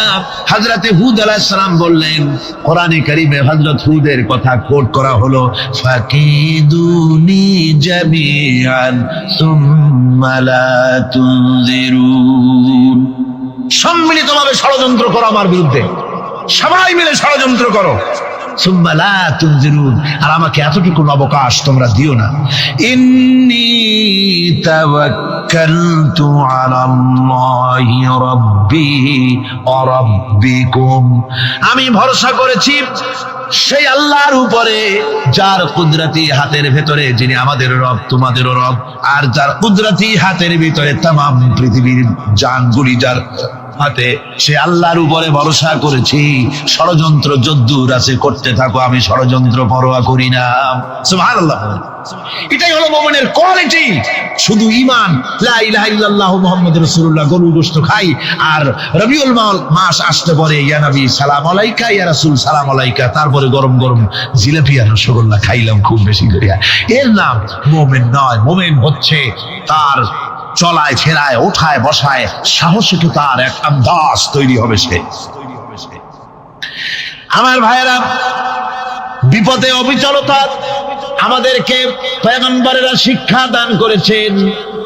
আমরা দেখতে পেয়েছি বিশ্বনবী জনাবে মুহাম্মাদুর রাসূলুল্লাহ সাল্লাল্লাহু আলাইহি ওয়াসাল্লাম হিজরতের রাত, কাফেররা চতুর্দিকে দাঁড়ানো, হযরত জিবরাইল এসে বলেন, ইয়া রাসূলুল্লাহ, হে কাফেররা চতুর্দিকে ঘিরে দাঁড়িয়েছে, গভীর রাত, এখন হাতে তাদের তরবারি, সকাল হলে পরেই তারা আপনাকে মেরে ফেলে দিবে, তাড়াতাড়ি ওঠেন, মদিনার দিকে চলে যান। আল্লাহ নবী ঘুমের থেকে জেগে হযরত আলীকে ডেকে বলেন, আলী, আল্লাহ অর্ডার করেছেন আমি মদিনায় চললাম, আমার বিছানার পরে আমার চাদর গায়ে দিয়ে শুয়ে থাকো। হযরত আলী বলেন, আল্লাহর হাবিব, আপনার চাদর গায়ে দিয়ে ঘুমিয়ে থাকবো, সকালবেলায় কাফির বেঈমানেরা আপনার বিছানার পরে আপনার চাদর গায়ে দেওয়া অবস্থায় আমি আলীকে তারা মুহাম্মদ মনে করবে, আর আমি আলীকে নবী মনে করে তারা তাদের তরবারি দিয়া কেটে কেটে টুকরা টুকরা করে আবারে বিদায় করে দেবে দুনিয়া থেকে। এতটুকুনো পরোয়া করি না, বরং আমার দিলের মধ্যে এটাই তৃপ্তি থাকবে যে আমি আলী জীবনের বিনিময় আল্লাহর হাবিব দুনিয়ায় বেঁচে আছে। যে ব্যক্তি বিদ্রোহ করেছে এবং দুনিয়ার জীবনকে অগ্রাধিকার দিয়েছে, তার জায়গা হচ্ছে জাহান্নাম। জোরে বলেন নাউজুবিল্লাহ। যে ব্যক্তি আল্লাহর সঙ্গে বিদ্রোহ করেছে আর পরকালের জন্য পাথর জোগাড় করে নাই, দুনিয়াকে অগ্রাধিকার দিল, পরকালকে ভুলে গেল, তার জায়গা হলো জাহান্নাম। وَأَمَّا مَنْ خَافَ مَقَامَ رَبِّهِ وَنَهَى النَّفْسَ عَنِ الْهَوَى فَإِنَّ الْجَنَّةَ هِيَ الْمَأْوَى। আর যে ব্যক্তি আপন প্রভুর সামনে উপস্থিত হওয়াকে ভয় করেছে এবং আপন প্রবৃত্তিকে লালসা মুক্ত করেছে, লালসার হাত থেকে রক্ষা করেছে, আল্লাহ রাব্বুল আলামিন কিয়ামতের দিন তার জন্য রেখে দিয়েছেন জান্নাত। তার জন্য কোন জায়গা? আমাদেরকে পরকাল ভিত্তিক জীবন যাপন যদি করি, তাহলে কবরের জবাবগুলি খুব আসান হবে। আর যদি পরকাল ভিত্তিক জীবন যাপন না হয়, কবরটা মুসিবত হয়ে যাবে। হযরত ওসমান রাদিয়াল্লাহু তাআলা আনহু কবরের কাছে গিয়ে খুব কাঁদতেন। সাহাবায়ে কেরাম প্রশ্ন করেছেন, হুজুর, রাসূল করিম সাল্লাল্লাহু আলাইহি ওয়াসাল্লাম যখন জান্নাত ও জাহান্নামের ওয়াজ করেন, কখনো তো এত বেশি আপনি কাঁদেন না, যত বেশি কাঁদেন কবরের কাছে এসে, কারণ কি? হযরত ওসমান রাদিয়াল্লাহু তাআলা আনহু বলতেন, আমার সাথীরা, আমি আমার হাবিবের কাছে, আল্লাহ রাব্বুল আলামিনের রাসূলের কাছে আমি শুনেছি, এই কবরটাই হলো প্রথম স্টেশন, এই কবরটাই হলো প্রথম ইমিগ্রেশন কাউন্টার। এই জায়গায় যদি কেউ ধরা পড়ে যায়, কারো যদি চার্জশিট হয়ে যায়, সব জায়গায় ধরা পড়ে যাবে, হাসরে মিজানে সিরাতে কোনো জায়গায় নাজাত পাবে না। আর এই কবরটা যদি কেউ মুক্তি পেয়ে যায়, মিজান সিরাত হাসর সব জায়গা থেকে আল্লাহ তারে ভালোভাবে পার করে দিবেন। এটা হলো আসল জায়গা, মারাত্মক জায়গা, খুব মারাত্মক জায়গা। আমি এটাকে ইমিগ্রেশন কাউন্টার বলেছি আমার ভাষায়। ইমিগ্রেশন কাউন্টার যারা বিদেশ ভ্রমণ করেছেন তারা জানেন। লন্ডন যাবেন, আমেরিকা যাবেন, সৌদি আরব যাবেন, যে কোনো বিদেশে যাবেন, গেলেই পাসপোর্ট তারা দেখবে। পাসপোর্টে আপনার ন্যাশনালিটি কোনটা সেটাই তারা জানতে চাইবে। আপনি কোন দল করেন এটা তারা জানতে চাইবে না। আপনি কোন ভাষায় কথা বলেন তাও তাদের জানার দরকার নেই। প্রথমেই তারা আপনার ন্যাশনালিটি দেখবে, আপনার আইডেন্টিটি কি তারা জানতে চাইবে। তারপরে যদি স্যাটিসফ্যাক্টরি হয়, আপনাকে ভিসা দিয়ে ভেতরে ঢোকবার ব্যবস্থা করে দেবে। আর যদি তারা স্যাটিসফাইড না হয়, তাহলে আপনাকে মেহমানখানায় ঢুকানো হবে গ্রেফতার করে। কবর হচ্ছে এ ধরনের একটি ইমিগ্রেশন কাউন্টার। কবরের ভিতরে মানুষ যখনই রাখা হবে সঙ্গে সঙ্গে দুজন ফেরেশতা আসবে। কবরের কাছে যারা এসেছিল, দাফন হয়ে যাওয়ার পর এই লোকগুলি 40 কদম যেতে যতক্ষণ লাগে এর মধ্যেই দুজন ফেরেশতা এসে যাবে। এসে জিজ্ঞেস করবে, মান রব্বুকা, তুমি কোন দল করতে? ওটা তাদের জানার দরকার নেই। চাকরি কিসে করতেন ওটা জানার দরকার নেই। ব্যবসা করতেন না চাকরি করতেন প্রয়োজন নেই। প্রথমেই জিজ্ঞাসা করা হবে ন্যাশনালিটি, প্রথমেই জিজ্ঞাসা করা হবে তার ন্যাশনালিটি সম্পর্কে, তার আইডেন্টিটিটা কি, এবং সেটাকে সত্যায়িত করার জন্য, বোঝার জন্য 3টি প্রশ্ন। প্রথম প্রশ্ন, মান রব্বুকা ওয়া মা দীনুকা ওয়া মান নাবিয়ুকা, তোমার রব কে, তোমার দ্বীন কি, তোমার নবী কে। যদি এই ব্যক্তি বেঈমান হয়, মুনাফিক হয়, সে বলবে হায় হাতা লা আদরি, হায় হাতা লা আদরি, জানি না আমার রবকে, আমি জানি না। তোমার দিন কি, দিন কারে কয় বুঝি না। এরপরে আল্লাহর নবী জনাবে মুহাম্মদ রাসূলুল্লাহ সাল্লাল্লাহু আলাইহি ওয়াসাল্লাম কে দেখানো হবে, বলা হবে মা কুনতা তাকুলু ফি হাদার রাজুল, এই ব্যক্তি সম্পর্কে তোমার ধারণা কি নিকে? বলবে আমি চিনি না। নাউযুবিল্লাহ। বাস, এরপরে তার যা হবার তাই শুরু হয়ে যাবে। আর যদি বান্দাটা মুমিন হয়, প্রশ্ন করা হবে মান রব্বুকা, জবাব দেবে রব্বি আল্লাহ, আমার রব আল্লাহ রাব্বুল আলামিন। ওয়া মা দীনুকা, দীনুনা ইসলাম, আমার দিন হচ্ছে ইসলাম। এরপরে আল্লাহর নবীকে দেখানো হবে। কয়েক রকমের বর্ণনা আছে, কোন বর্ণনায় আছে হুজুরের আকারে দেখানো হবে, অথবা রাসূলকে সরাসরি দেখানো হবে। বলা হবে মা কুনতা তাকুলু ফি হাদার রাজুল, এই লোকটি সম্পর্কে ধারণা কি? মুমিন ব্যক্তি বলবে হাদা নবিয়ুনা মুহাম্মাদুর রাসূলুল্লাহ সাল্লাল্লাহু আলাইহি ওয়াসাল্লাম, ইনি আমার তো সেই নবী মুহাম্মাদুর রাসূলুল্লাহ সাল্লাল্লাহু আলাইহি ওয়াসাল্লাম। আমরা যেন এই রকমের জবাব দিতে পারি, আল্লাহ কবুল করো। সকলে জোরে বলেন আমিন। জবাব হয়ে যাওয়ার পর গায়ব থেকে আওয়াজ আসবে, ফাফরিশু বিল জান্নাতি ওয়ালবিসু বিল জান্নাহ, ও আমার ফেরেশতারা আমার এই বান্দাকে জান্নাতের পোশাক পরায়া দাও আর কবরটাকে জান্নাতের বিছানা বিছায়া দাও। জান্নাতের পোশাক পরায়া দাও, জান্নাতের বিছানা বিছায়া দাও। ইলা মাদ্দা বাসারিহি, তার চোখের দৃষ্টি যত দূর যায় কবরটা ততটা প্রশস্ত করে দাও। এরপর বেহেশতের পোশাক পরাইয়া, বেহেশতের বিছানা বিছায়া ফেরেশতা বলবে নূম কানাউমুল উরুস, ঘুমিয়ে যাও।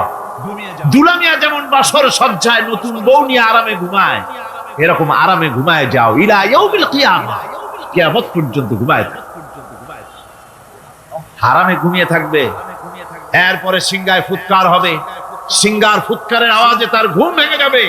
বলবে ইয়া ওয়াইলানা মান বা'আথানা মিন মারকাদিনা, হায় আফসোস, আমার এত আরামের ঘুম থেকে কে আমাকে জাগ্রত করলো, আমার ঘুমটারে নষ্ট করলো কে?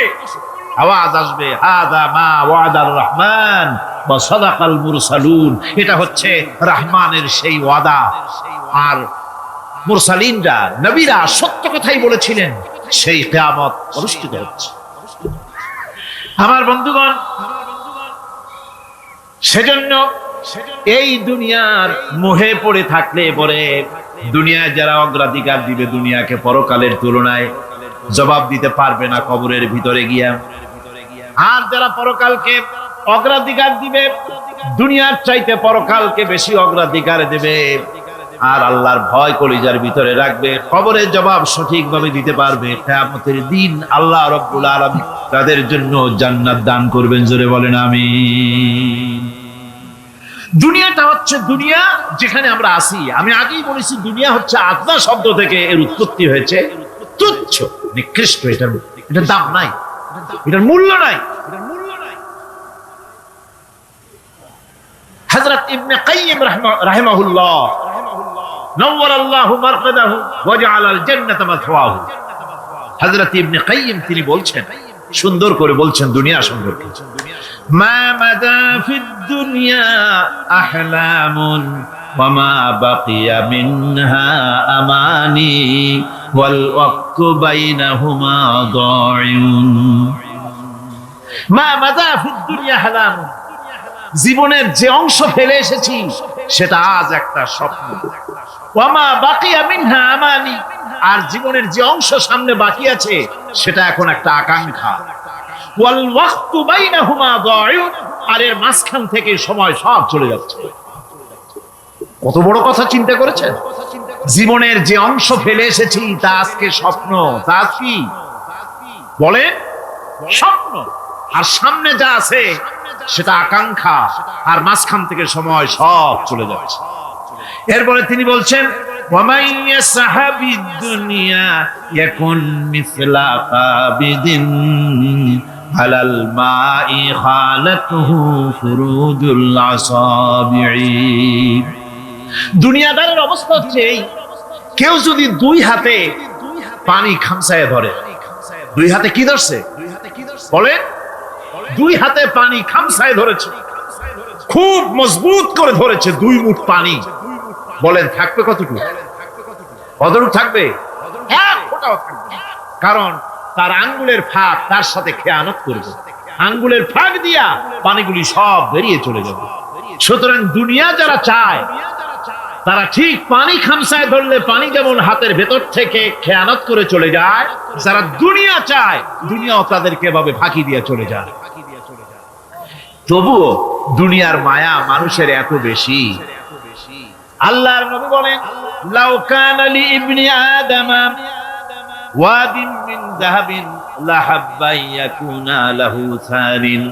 এই পৃথিবীতে যদি কাউকে একটা মাঠ ভরে যদি সোনা দেওয়া যায়, লোকটা বলবে রব্বুল আলামিন, আমি যদি আরেকটা মাঠ এরকম সোনা ভরা পেতাম। দ্বিতীয় আরেকটা মাঠ দেওয়া হলে আবার বলবে যদি তৃতীয় আরেকটা মাঠ সোনা ভরে যদি পেতাম। নবীজি বলেন, ওয়ালা ইয়ামলাউ জাওফু ইবনু আদামা ইল্লা তুরাব। মানুষের পেট 3.5 হাত মাটি ছাড়া, কবরের মাটি ছাড়া মানুষের পেট ভরবে না। আরো চাই, আরো চাই, চাওয়ার কোনো শেষ নাই। মানুষ এভাবে করে দুনিয়ার মহব্বতে এমনি পাগল হয়ে যায়, শুধু দুনিয়ার মহব্বত, পরকালকে বেমালুম ভুলে যায়। আমি কিন্তু এই কথা বুঝাতে চাই নাই যে পরকালের মহব্বতে, পরকালের ভয়তে বা পরকালের জন্য দুনিয়া আপনি বাজার ঘাট, বেচা কিনা, ব্যবসা বাণিজ্য সবকিছু ভুলে যান না, তা নয়। ভুল বোঝার কোনো কারণ নাই।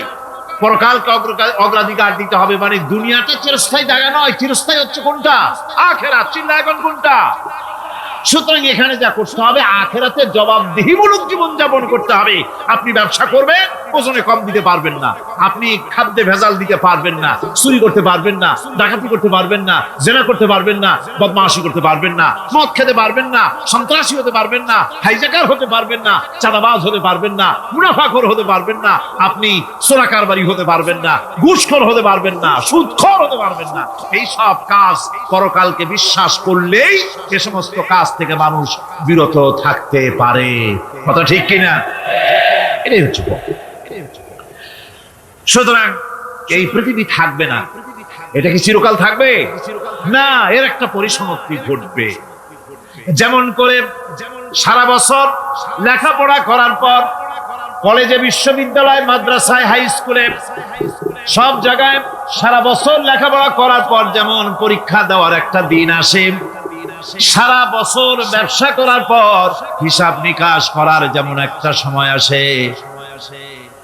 সারা মাস চাকরি করার পর বেতন পাওয়ার যেমন একটা দিন আসে, সারা জীবন চাকরি করার পর পেনশন পাওয়ার যেমন একটা সময় আসে, অনুরূপ ভাবে এই দুনিয়া যেদিন শেষ হয়ে যাবে, আল্লাহ নির্ধারিত সময় শেষ হয়ে যাওয়ার পর একটা সময় আসবে যখন আল্লাহ রব্বুল আলামিন সব শেষ করে দিবেন, লন্ডভন্ড হয়ে যাবে, কিছু থাকবে না।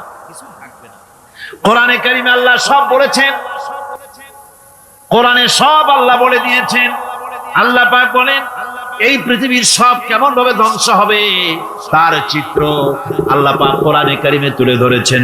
ইযাস সামাউন ফাতারাত ওয়া ইযাল কাওয়াকিবু তাসারাত ওয়া ইযাল বিহারু ফুজ্জিরাত ওয়া ইযাল কুবুরু বু'সিরাত। যখন আকাশসমূহ জীর্ণ বিদীর্ণ হয়ে যাবে, তারকাগুলি বিক্ষিপ্ত হয়ে ছিটকে পড়বে,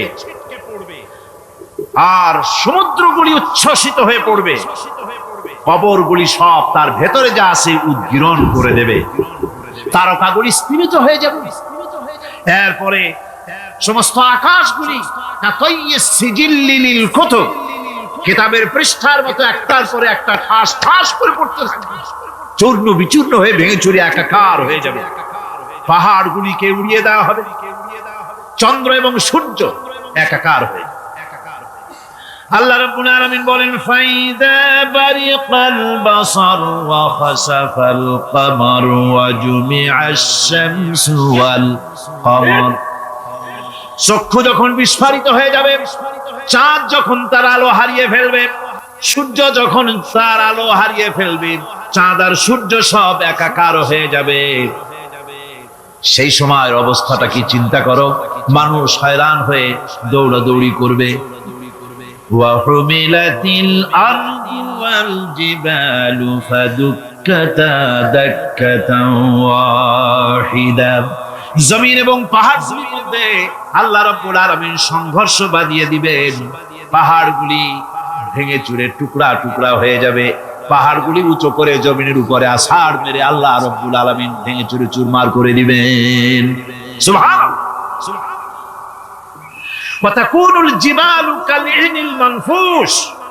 পাহাড়গুলো পেঁজা ধোনা তুলার মতো করে উড়িয়ে দেওয়া হবে, পাহাড় উড়ে যাবে। সুবহানাল্লাহ। পাহাড় পাথরের তৈরি করা পাহাড়, এই পাহাড়গুলি তুলার মতো হয়ে উড়বে কিভাবে? আমি এই দৃশ্য নিজের চোখে কিছুটা হলেও দেখছি। আজ থেকে 10 দিন আগে আমি ইতালি সফর করে এসেছি। ইতালির রাজধানী রোম। রোম প্রাচীন সভ্যতার লালন ভূমি। কোরআনে কারিমে সূরায়ে রোম রয়েছে। এই রোম সেই রোম। এখানের বাদশার কাছে রাসূল করিম সাল্লাল্লাহু আলাইহি সাল্লাম হেরাক্লিয়াসের কাছে চিঠি পাঠিয়েছিলেন। সেই রোম 12 থেকে 15,000-এর মতো বাংলাদেশি মুসলমান সেখানে আছে। জুমার দিন যেদিন আমি গেলাম তার পরের দিনই জুমা ছিল। জুমার নামাজ পড়লাম ভ্যাটিকানের কাছেই বিশাল মসজিদ, ইউরোপের ভিতরে সবচাইতে বড় মসজিদ এটা। রোম ইসলামের দুশমনদের রাজধানী। সেইখানে যখন আযান হচ্ছে আশহাদু আন্না মুহাম্মাদার রাসূলুল্লাহ, আমার অনুভূতির কথা আপনাদেরকে বোঝাতে পারবো না, কি অনুভূতির সৃষ্টি হয়েছে আমার ভেতরে। ভ্যাটিকানের পোপ এক পাশে, কিছু দূরেই ভ্যাটিকান। ওটা হচ্ছে গোটা পৃথিবীর সমস্ত খ্রিস্টানদের কাবা, ভ্যাটিকান। তার পাশেই বিশাল মসজিদ, সেখানে নামাজ পড়লাম। চিন্তার ভেতরে আসলো আল্লাহ রাব্বুল আলামিন তার হাবিবের নাম, তার তাওহীদ, তার রিসালাতকে কিভাবে বিশ্বময় ছড়িয়ে দিলেন।